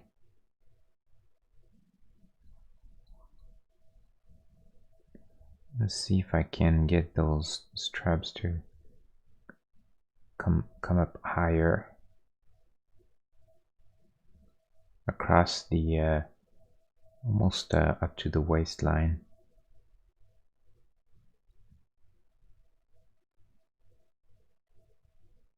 Yeah, I think this is probably a better choice. I want to make sure that I have some nice asymmetry between the two sides. I think that's okay doing this. This is alright. Let's flip this guy again.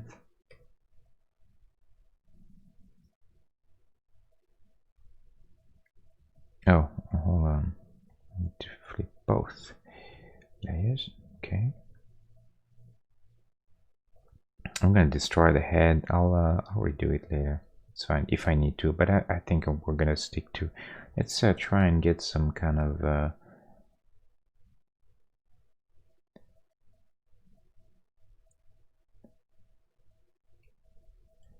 this is usually a good trick to suggest simple refraction, you know, like because usually what happens is lighting, you get a big, you know, on this side here, you imagine someone is holding the light, you know, and then it hits the helmet right there, and so you get the big reflection across.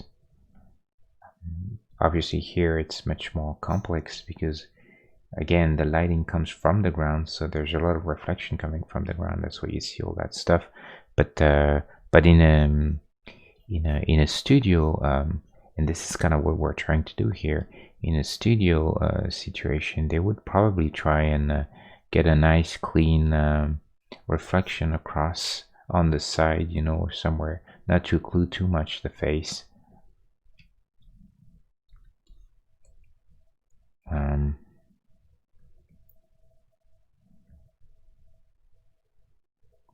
And here we can suggest also some so the whole question of whether we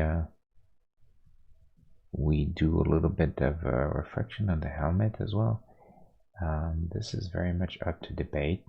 I think it could be good, but it can be a little tricky, and if it's not done right, I think it looks easily very off and weird. So I want to make sure that I still keep the helmet readable, you know, first and foremost. I think that's the most important thing.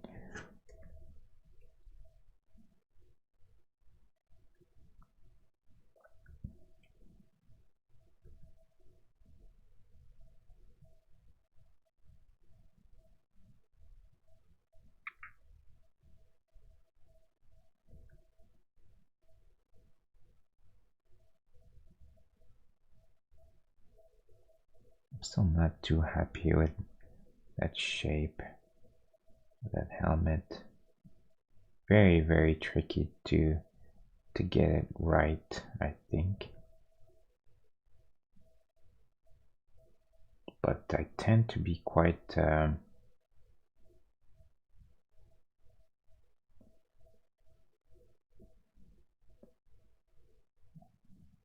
stubborn with that sort of stuff, so I may take a while there to try and get this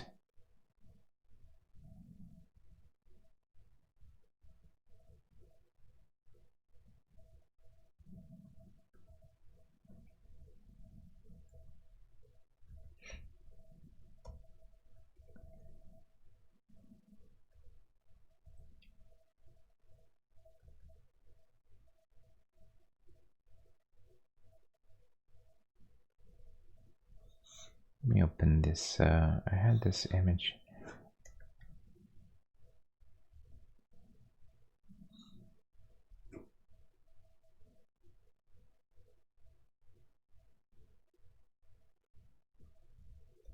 Quite tricky to get.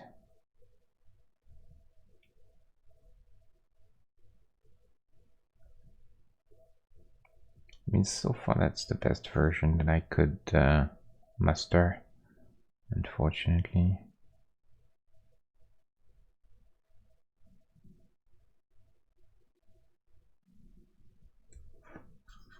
I just want to see if I would go back to...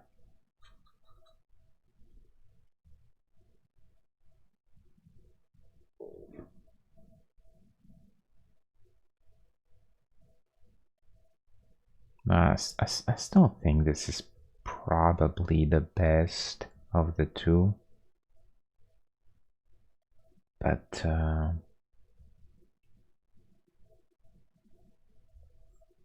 not entirely happy with it, unfortunately. I wish I could say that I like it, but it's not quite right.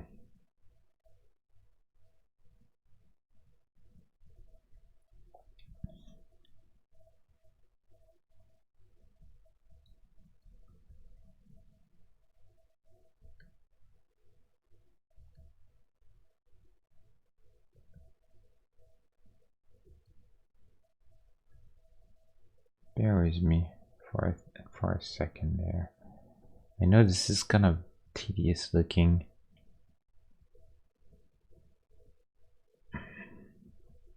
Actually, I think this is a bit better already. Yeah, I think I like this better. You know, the thing that I think also, maybe I made a mistake with that reflection, because this reflection gives a very hard angle there. So it's sort of, I think it's changing the look of the helmet, because the helmet is very rounded. So I think this reads as there's a cut there, you know, like there's an actual hard angle in the visor, which is not the case. So I think I may have to sacrifice that or smooth out that reflection. Not necessarily something that I enjoy doing, but I think maybe that's the reason why.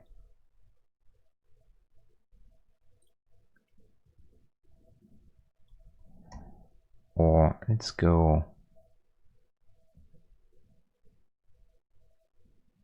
real bright on this side. No.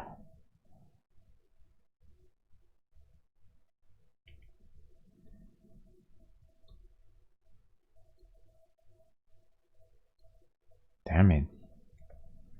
That helmet. I'm a bit obsessed with the helmet because it's such an important part of the design that I really want to try and not mess that up if I can too much, you know.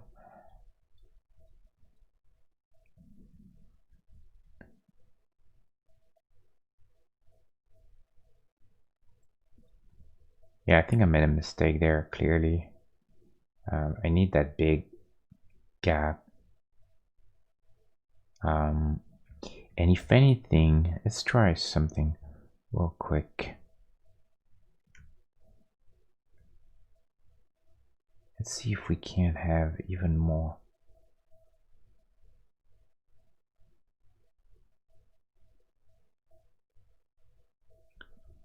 That thing around.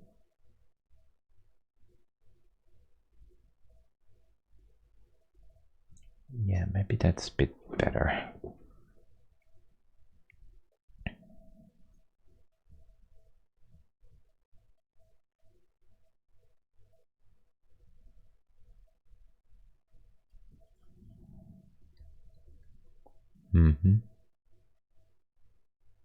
Now he's gonna be a bit big, isn't he?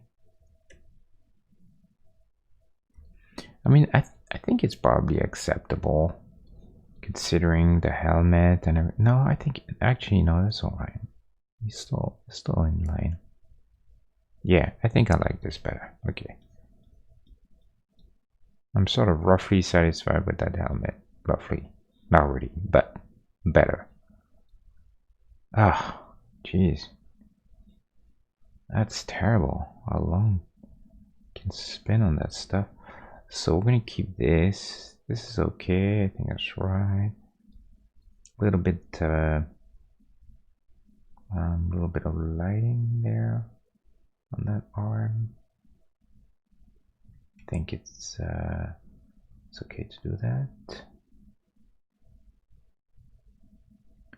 Same thing here. We're gonna do that. That. So hand is about alright. Happy with that. Here we can suggest chrome as well. So you see how hard contrast will, that little hard highlight will really sell chrome better than any sort of smooth gradient of color. Like if I do this, this is not the same. I think you really need to have quite a strong highlight.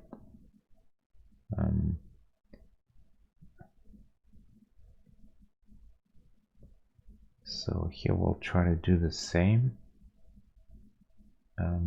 Definitely the angle in the pixels is not the best for that, but that's okay. Yeah, we can go a little brighter there. You see a little ping. Same thing here. As much contrast as possible, the better for chrome. Here we'll suggest if we can find a highlight in the chrome. Bing, bing. Maybe one here. So we go a little less strong there. So that's a bit much. Something like this. And here we'll try to suggest something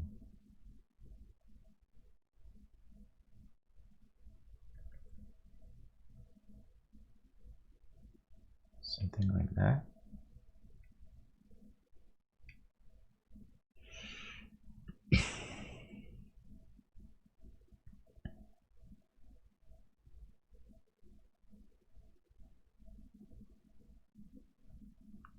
That stuff, I'm not too sure what this is. This is a bit strange to me. Is that? Oh, that's some. Oh, I see. Okay, so that's some kind of handle that's on the side of this. So, wow.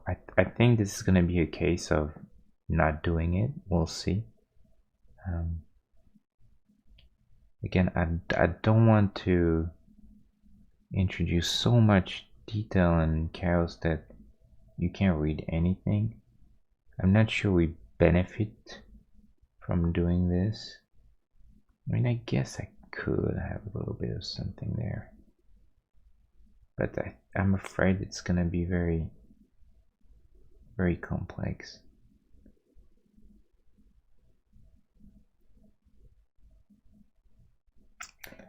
Now, you know, if anything, I'd rather have a little bit of thickness on that box.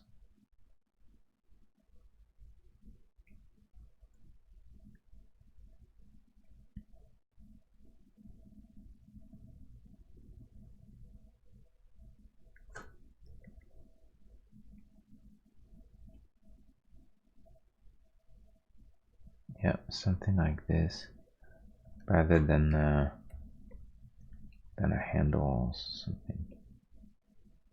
I think we're gonna do that.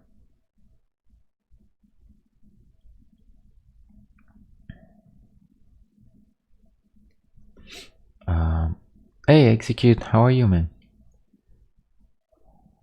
Did you see, yeah, you saw, I think you saw, Forrest Gump, just like you asked, see? Oh. It's gonna crash. It's okay.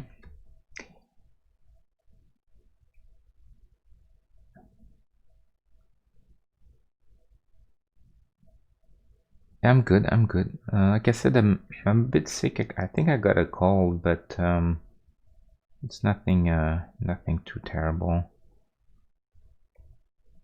Can deal with that. I'm gonna put just hint of light in there as well.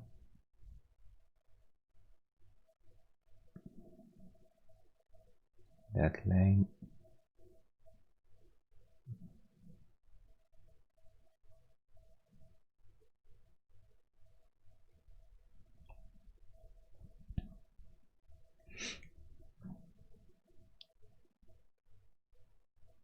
Yeah, yeah. Forest was good fun to do. I liked it. It was a good suggestion. And people seem to have liked it on Instagram too. I got quite a bit more likes than usual, so I was happy about that. So you definitely picked a character that seems to be very popular among a lot of people. Not that I've really doubted that, to be fair, that Forrest Gump would be popular, but still, it's cool. See that people responded to it.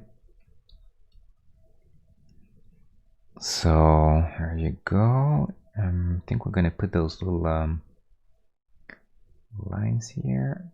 So maybe one here.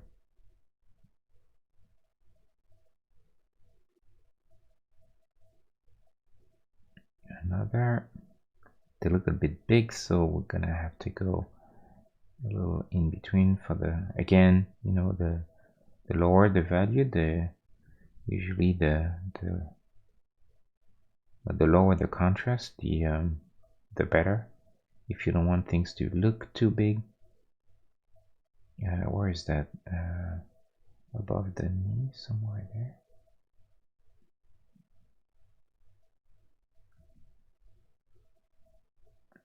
We'll go something like this.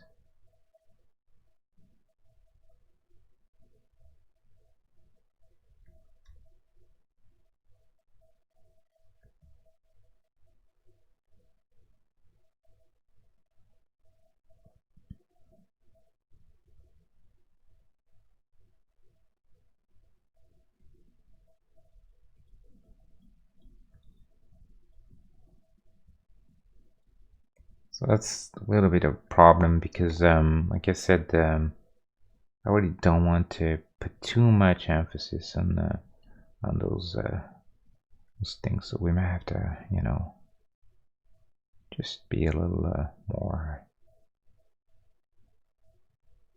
a little gentler with that. Definitely, I think going to overdo that stuff.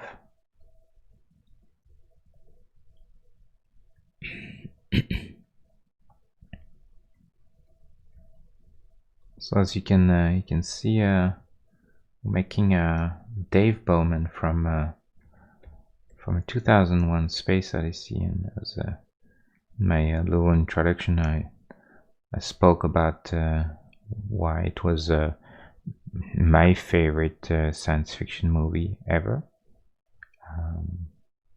Pretty much the only movie that I really consider being hot sci-fi. If you know a little bit about that description, you know, like more like accurate to science and very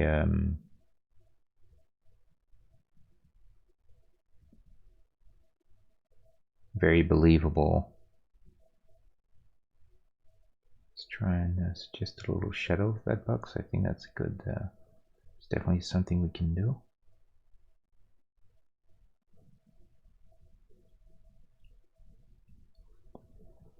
So we're getting there with our Dave Bowman here. I think definitely getting in a good space. I think there's I like this little there's a little tube or something here. I wonder if We should try and get this. Is it too much, or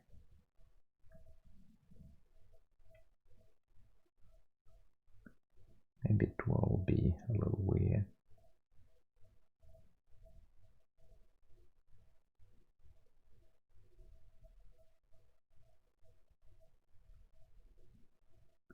I think we can I think we can afford to have the tubing. It's kind of nice little touch there. Boom boom straps. Machine. Oh, you know what? So that's something I'm guilty of doing all the time, because I flip all the time. So I need to make sure that when I flip, I don't invert details. So this, okay, this like 2 patches, but yeah, see, I made a mistake. Here's 2 on that side and 1 on that side. So here we're gonna get rid of that. Then here we'll see if there's room for any other detail, maybe just a little hint. Oh, that's interesting. There's like a big tube there. I think this we could do, however. Let's see if it's a little bit of the same problem as the handle. Might be a bit too much going on.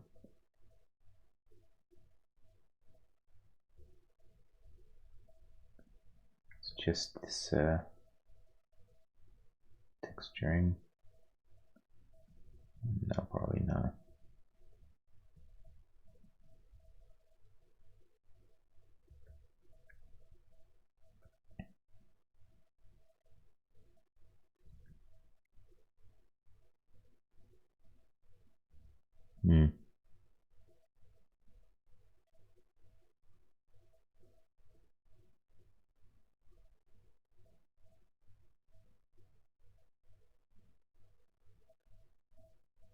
I just want to make sure there's not too much confusion going on in here behind that too. That might be okay. Yeah, I think that might be all right. So I think we're gonna keep this. I wonder if you guys think it's too much. I think it might be okay. So and go darker in the helmet.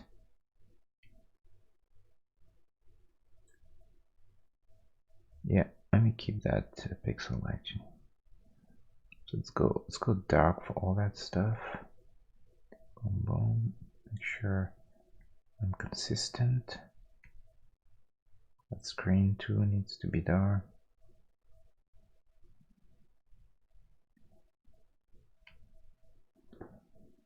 Oh, actually, probably, yeah.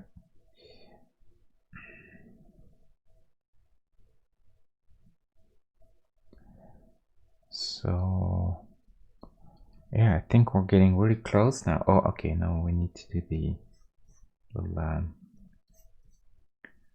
oh, I don't have the feet there, but I do have them there. So same thing, the chrome here. So we're gonna go really hard contrast on one side.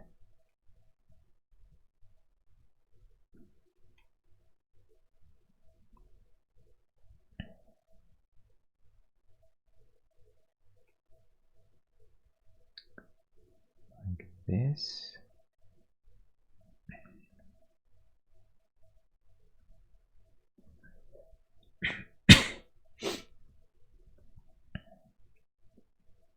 I do a little bit of a line, just a separate. This doesn't hurt, and now just I think just a tiny bit of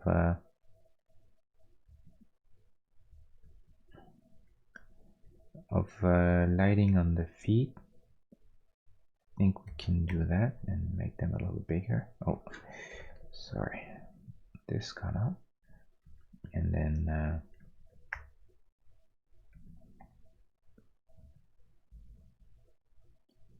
just gonna have just a bit of lighting there.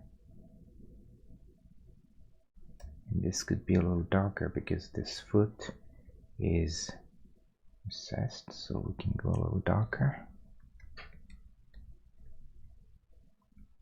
No, that's not right. Like this, maybe like that. Yeah, that seems more better.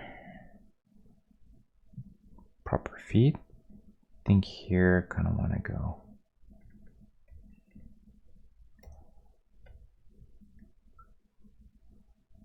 Got that. Oh, not sure about that. Hold on. Yeah, I think that's all right. So this is getting very, very close. So now here's the question. Now this is the moment where we're gonna. I don't think I'm gonna do it, but we're gonna try and suggest the little lines there, and we're gonna do this on another layer.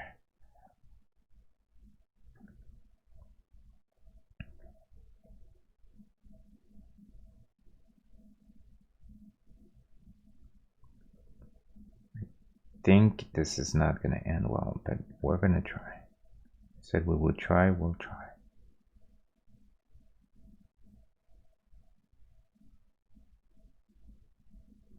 Honestly, don't think that we need that extra complexity. I mean,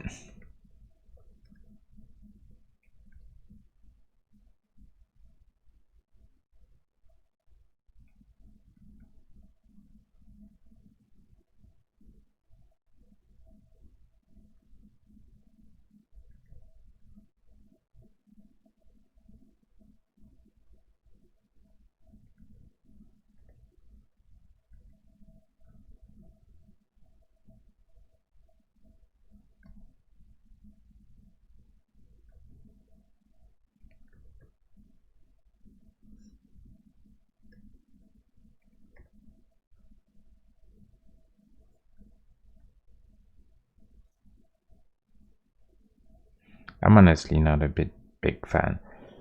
I don't think I want to do that. I think it's perfectly fine without because I mean honestly at this distance do you see them? Yeah, a little bit, but does it really matter? I mean is it like an essential at this size? Yes, but I think for the most part, I mean even the figure they couldn't really nail this. So I'm thinking we ought to keep the character readable. This is more important. It's already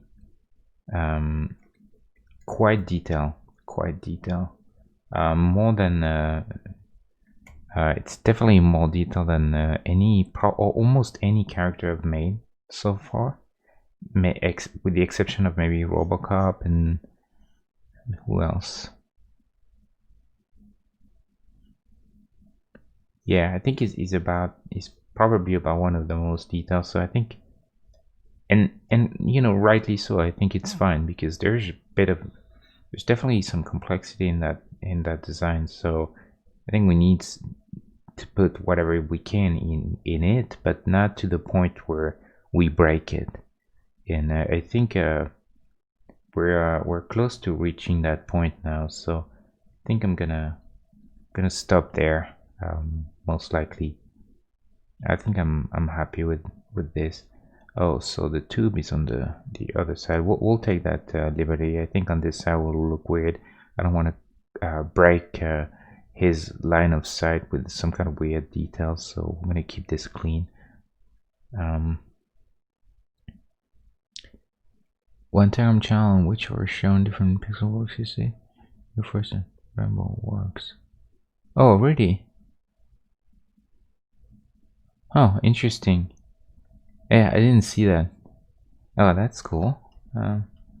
That's cool. You know, the more exposure I can get at the moment, the better, because eventually, and hopefully, if people like the art, they will also be tempted to follow the you know, the making of the game, and eventually maybe they'll like the game, I hope, if it's worth it, you know, obviously.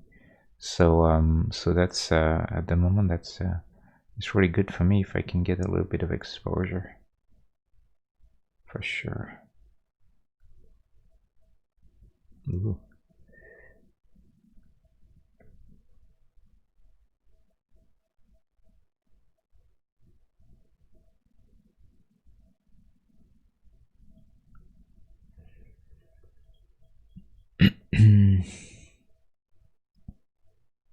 Yeah, there's definitely a lot of artists doing some really good work and pixel art in all kinds of different styles, by the way, and so it's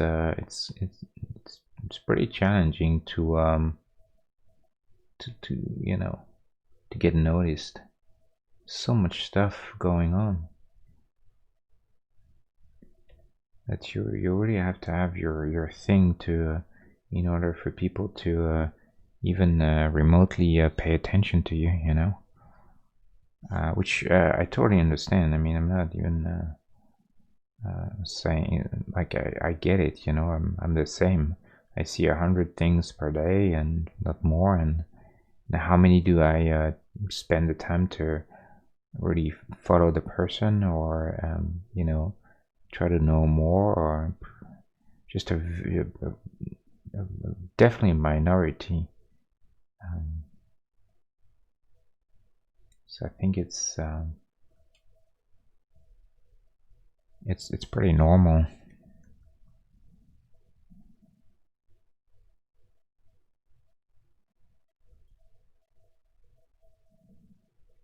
Let me just quickly try if I wanna. No.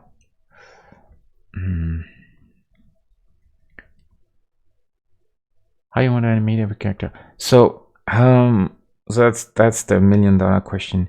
With a million hours in front of me, maybe, and probably animation skills that I don't possess. So that would be the short answer. But I think the long answer will be that I will not animate this size.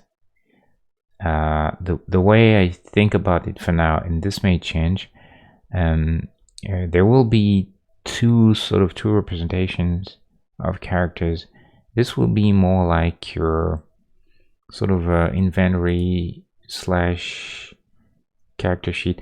It's not a character sheet. I don't want to give the impression it's going to be like this complex RPG with, like, you know, like stats, and it's not that. But I can't really tell how I'm going to use those characters so far without giving away some mechanics, or yeah, that I'm not even sure will work until I've actually prototyped them. So it's kind of a weird answer, but that's the best I can do. However, I think the more I think of it, I think I will have the small version being more like the characters that will actually interact, or, you know, fight or whatever. Like, when you think of the Darkest Dungeon, I refer to this because I guess, you know, there's a turn-based element to it, and some group of people fighting another group of people, and that's kind of like the normal, like a JRPG thing that you see everywhere. You know, on the left, your guys; on the right, the enemy, or vice versa if you're in Japan. And then you see those little characters with maybe a little bit of an idol, for sure, and then maybe a couple of frames to show that they animate, they attack, or they do something, you know. And I think that's going to be the extent of it.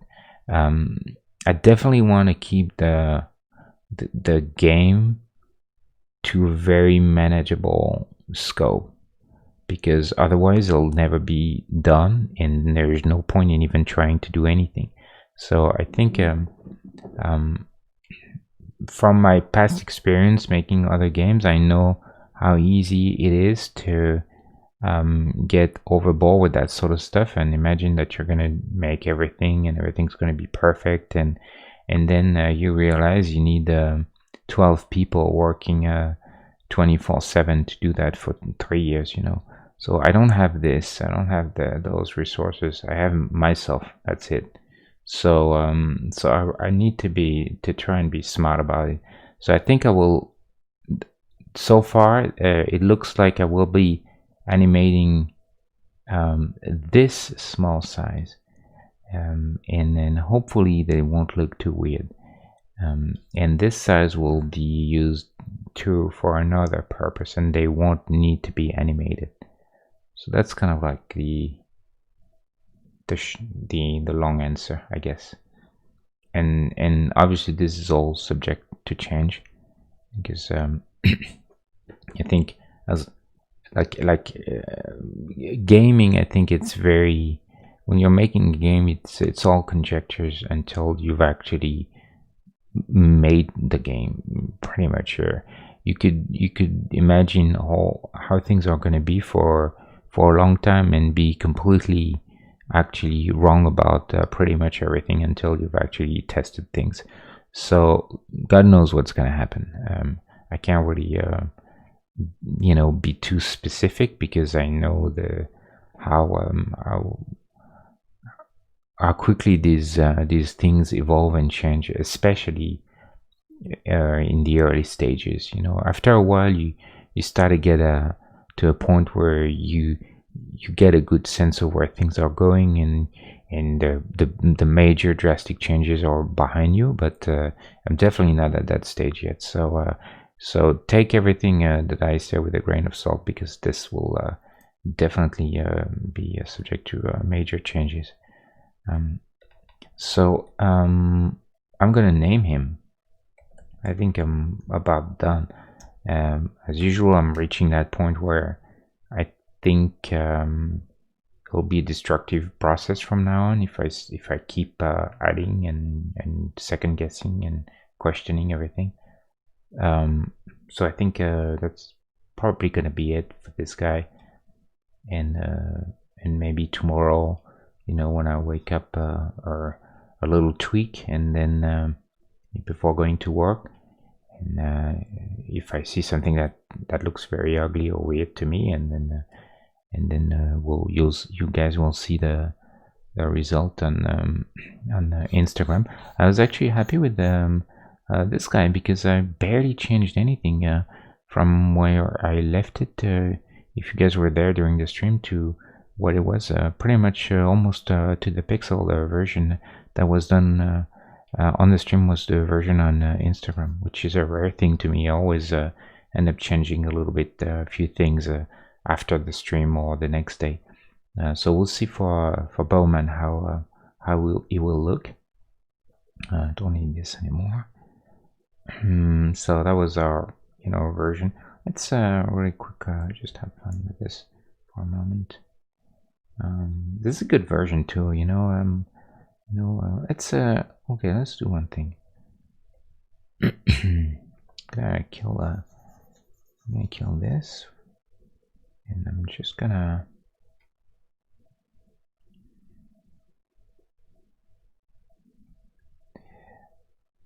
do this for fun. Oops.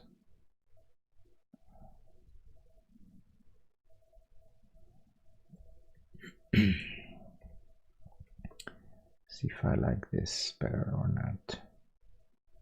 A bit of lighting. I do think this looks too much like, especially with the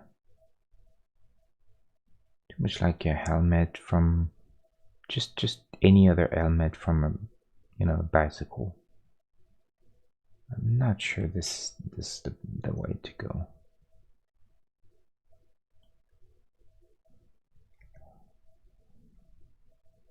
Let's see.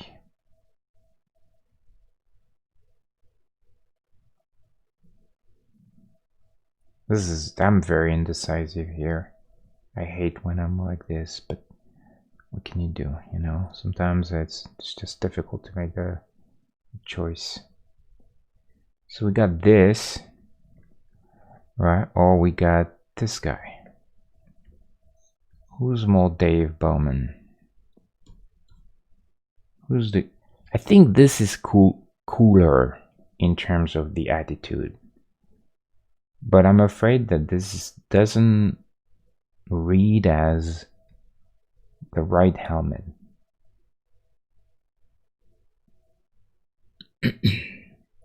We'll get a few people here. Please help me out. Does anyone have an opinion on this? What do you guys think? Especially if you're fans of 2001, I think you probably know the look and the design. So maybe you guys can tell me what you think. What's the best?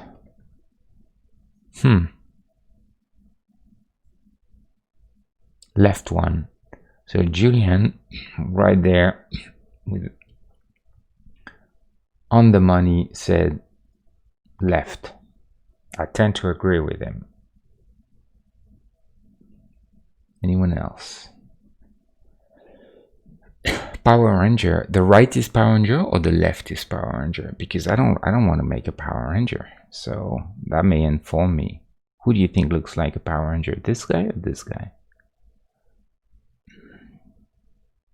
Oh, so you like the right better.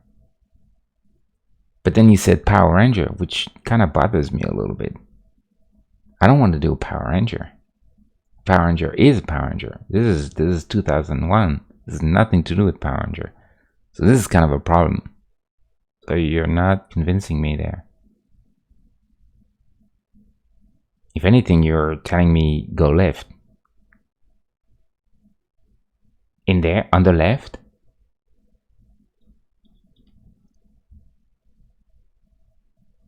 The angle of reflection.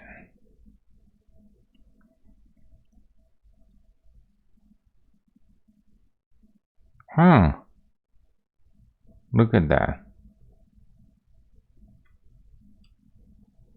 Look at that call.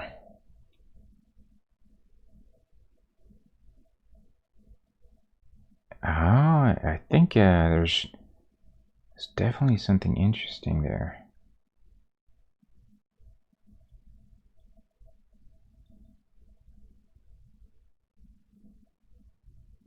Yeah, maybe. Kind of a more rounded thing. Because it's rounded, you know, at the end of the day. I mean, I think it is somewhat rounded, even in that axis, you know. It's definitely rounded around that axis, I mean around the vertical axis, but I think it's also rounded around the horizontal axis. So then that would make sense what you're saying, Julian.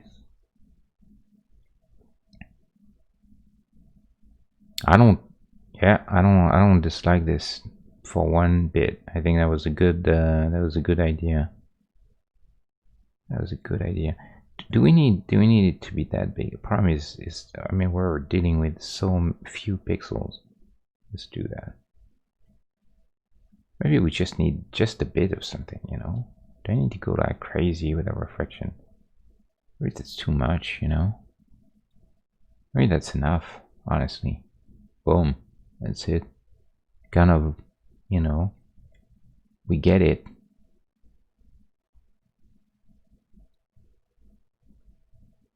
I think maybe that's better.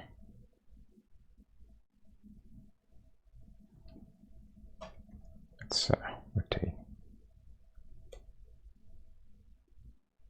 Yeah, I think that's probably better to do this. Leave a little bit more black, you know.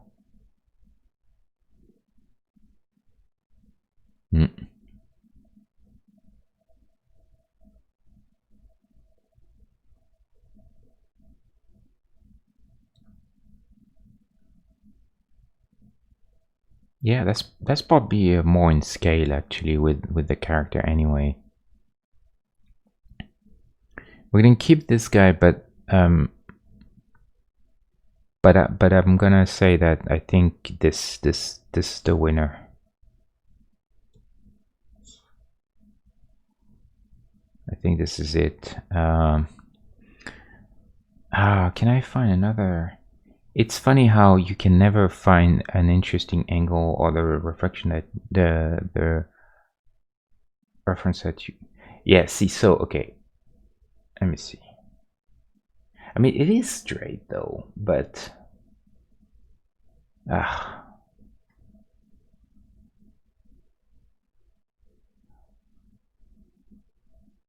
but here it looks like there's a bit of roundness to it, right? I mean, this is rounded. It's not flat. And here, look at this. This is like concept, probably quite accurate to the movie. There's definitely some little bit of round. So I think you're right, Junior. I think having a little bit of an angle reflection definitely sells that curve. So yeah, we keep this. We keep that. Oh, and also, you know what I messed up, I think, is this guy. This is not properly positioned. This needs to be more like around here. In here we deal with the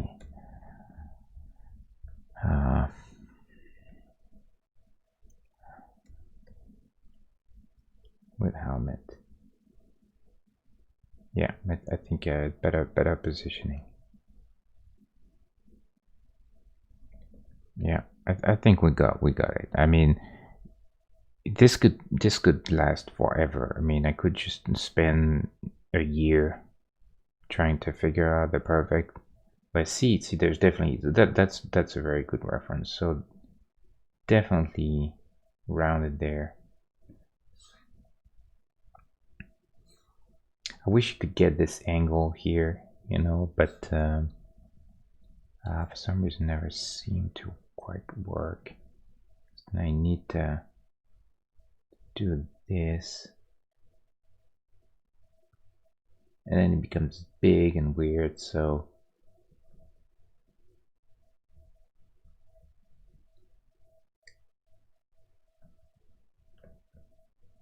or maybe that, like we don't even see this side of the, because it's not turned enough or something, you know. Yeah, actually I think this is better. No, now everyone is like, this guy's crazy. It's important though, you know. It's a pretty big deal. Kind of like this too.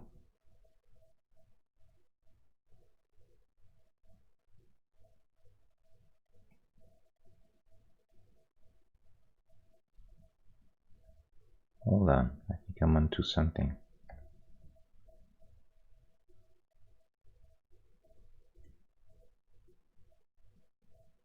Come on, how about that? That has to be the one. No?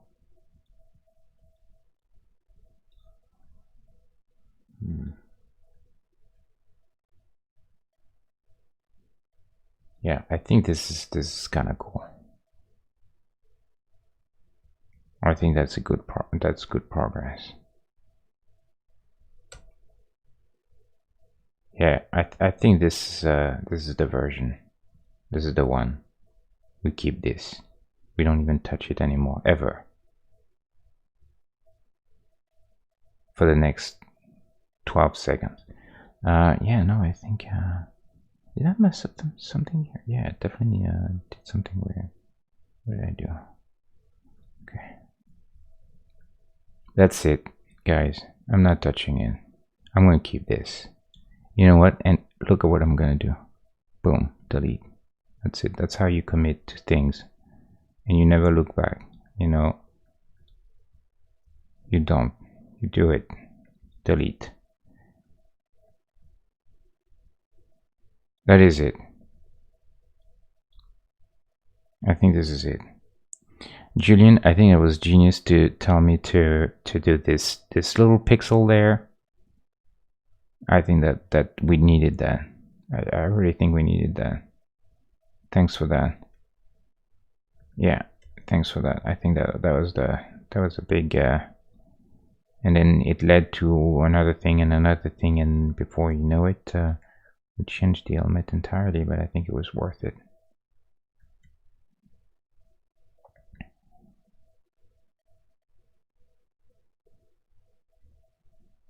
Yeah, think that's gonna be the version that we're gonna keep. Let's do a quick. Oh, we have another Dave Bowman here.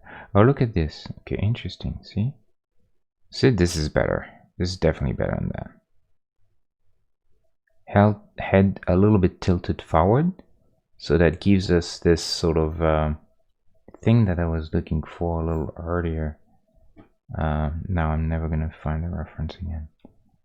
Okay, don't say this, don't say that. This gives us what I was looking for here. See this sort of curve there. So I'm happy with that more than this. Yeah, so yeah, and the scale of the head seems a bit better. The relationship between size of the visor compared to helmet is also better. And then there's the angle reflection. So I think it's a win on all fronts. So we killed the other one. This Dave Bowman, never to be seen again. That's it. Just like Kubrick, right? We kill everything that we never want to show again. Just accept that without the incredible talent and scope of everything that Kubrick did, but that's okay. So I think I'm gonna be done there, unless someone sees something else. But I think we're gonna be good with him. Let's quickly do a last check on size and everything. Yeah, I think size is good. Seems reasonable. Yeah, I think it's all right. And saturation is pretty saturated, but I think he's in line. He's not too crazy, you know, red. Sometimes I think one thing you can do is just go for a hue saturation like final and go really extreme one way or another. See where you stand. This is too much, you see.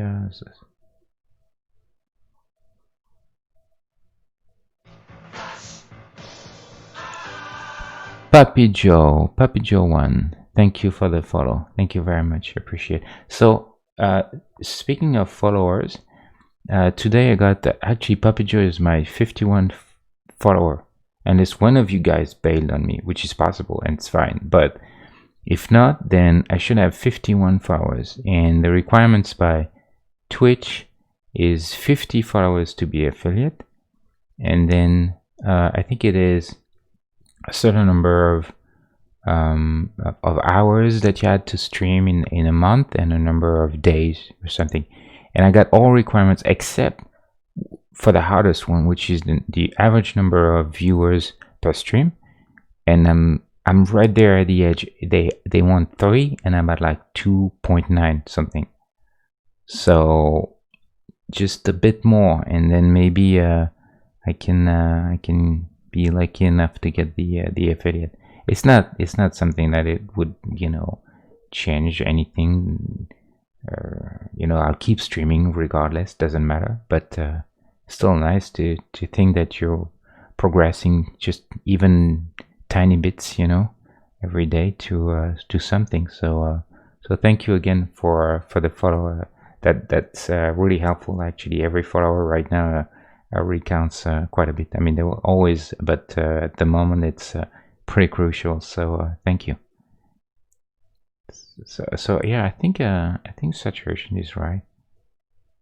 I mean, I could punch it a bit, but I don't want him to look too kind of, you know, he's not a clown, you know, he's an astronaut. So I think that's all right. I think it's good. We're gonna keep this.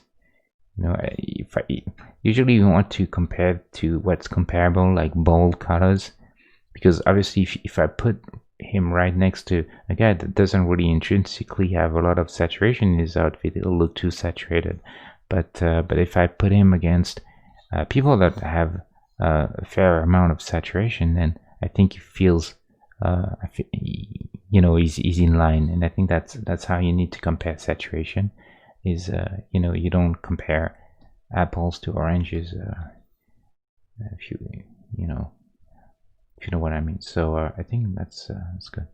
So let's give him a bit of the traditional little shadow. Where is that? Where are shadows? I lost my. I know they're in there. I'll just grab someone else's shadow, and then that just helps grounding the character a little bit. It's really not very important, but every little bit helps in pixel, I think. So this something like this. Let's move him over a little more. I'm a bit OCD with that sort of stuff, like all my characters to be like same distance, everything. So yeah, whatever. Except for them, because they're a couple, so they stick together. So yeah, so I think we're done for tonight. This was Dave Bowman from 2001, A Space Odyssey, 1968 movie by Stanley Kubrick, my favorite director ever. Closely, I think, followed by I would probably say the Coen brothers, and then maybe P.T. Anderson, maybe, or Scorsese. Yeah, and then yeah. So I think we're gonna end up there. It was good fun making this guy. How long did it take? 2 hours 40 minutes minus introduction, maybe a little over 2 hours. Seems like the same time that I usually take for about pretty much anything. So nothing new there. Thank you very much, everyone, for being here and for watching this little bit of pixel art movie, homage. And then I'm gonna stream. Next time was gonna be 2 days from now, on Wednesday, same time, 8:30 p.m. Pacific time. But check the counter underneath the channel, the actual stream, and you'll see how long is it before the next stream. It's always going to be updated to your local time, so you don't have to worry about that. And then I don't know what we'll do next time. I suspect I'll probably try and make maybe a little environment. One thing I would like to try at some point, it's funny Execute mentioned this. I think I want to try a little bit of an idle of one of those tiny characters, just to see how it would look. I'm kind of curious about that at this point, so maybe I'll try that. But I have no idea how you animate in Sprite. I don't think it's too complicated, but I have to figure this out. So it might be a little bit of a weird stream, because you'll see me struggling with the software. But it could be fun to try. Or maybe I'll go back to some kind of environments. We're gonna need plenty of those. So just so you guys understand a little bit. This is not finished, by the way. I just played with that, but I don't think I'm gonna do this. So this is how I kind of seed your map, so to speak. So you imagine a bunch of like a giant sort of isometric view of and then you see, okay, this is a farm, and then where do you want to go? This way, north, east, west, and then you open up another square. Oh, you found the city, and now there's a little building, and then you want to go this way, and then you're on a road, and then keep going, road, and then you found a forest, and then inside the forest, keep going, there's a little shack. And so by the end, you see all those little sort of isometric tiles with a little bit of space and some kind of little connection between them, and that sort of is your representation of your entire play area, world, whatever. And then when you get into one of those, and then it would be a different representation of the environment, more like a side view, you know, where you're in there with your little guys that are over here, and then they do their thing, you know, and they fight the whoever they have to do or fight. They do their little search and repair and whatever, and then they move on to the next location, back to the map, and so on and so forth. And you try to survive as long as you can. Do some short runs, long runs, and maybe some missions, and maybe a campaign. Who knows? We'll see how it works. And then along your way, you meet more people, and you try to get them to your cause. And then, and the idea is that every character that you meet in the game, you could potentially could come and be a person in your team. You know, there is no limit as to how many people you can get, as long as, and this is kind of a mechanic that I don't want to reveal right now, but as long as you can make them coexist together, whether in terms of how they can bear with each other, you know, or if they hate each other, or whether you have enough sort of space in whatever vehicle you use to transport them, or things of that nature, you know, or how much stuff you have to carry. Then maybe you need to leave people behind, or how much resources you have to feed everyone, or to all that sort of stuff. All of that is taken into account, and you have to make the hard choices of ditching someone sometimes, or you know, or risking to let them tag along, but at the risk of running out of resources, or maybe that character turning on the other, or whatever, you know. So that's kind of like the gist of it in a nutshell. So yeah, so you get a little bit of context there. So, but hopefully you guys will see all of this happening, not necessarily in real time, because I won't stream every single minute of development. That would take you know, too much time. But I will definitely try and stream as much as I can, so you guys can see the we can sort of share the development in real time, and you guys can give your feedback and see it take life. That's the hope, at least. That's the hope.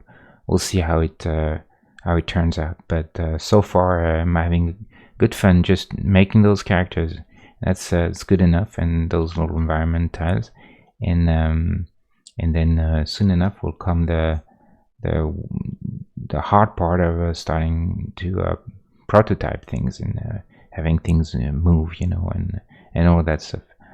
So there you have it. So thanks again for everyone here. Really, I mean it. And I will see you now Wednesday on the stream, and then we'll decide. You know, maybe I'll tweet. You can follow me on Twitter. I will always try and say what I'm gonna do, so that you don't necessarily have to log in if you're not interested in that specific thing that I'm gonna do that day. Or you know, if you want to just pop in and have a look, then you can. So Wednesday, 8:30 at Pacific time, the West Coast in the United States. Thank you very much, and that's gonna be it for me. I think, yeah. Thank you very much.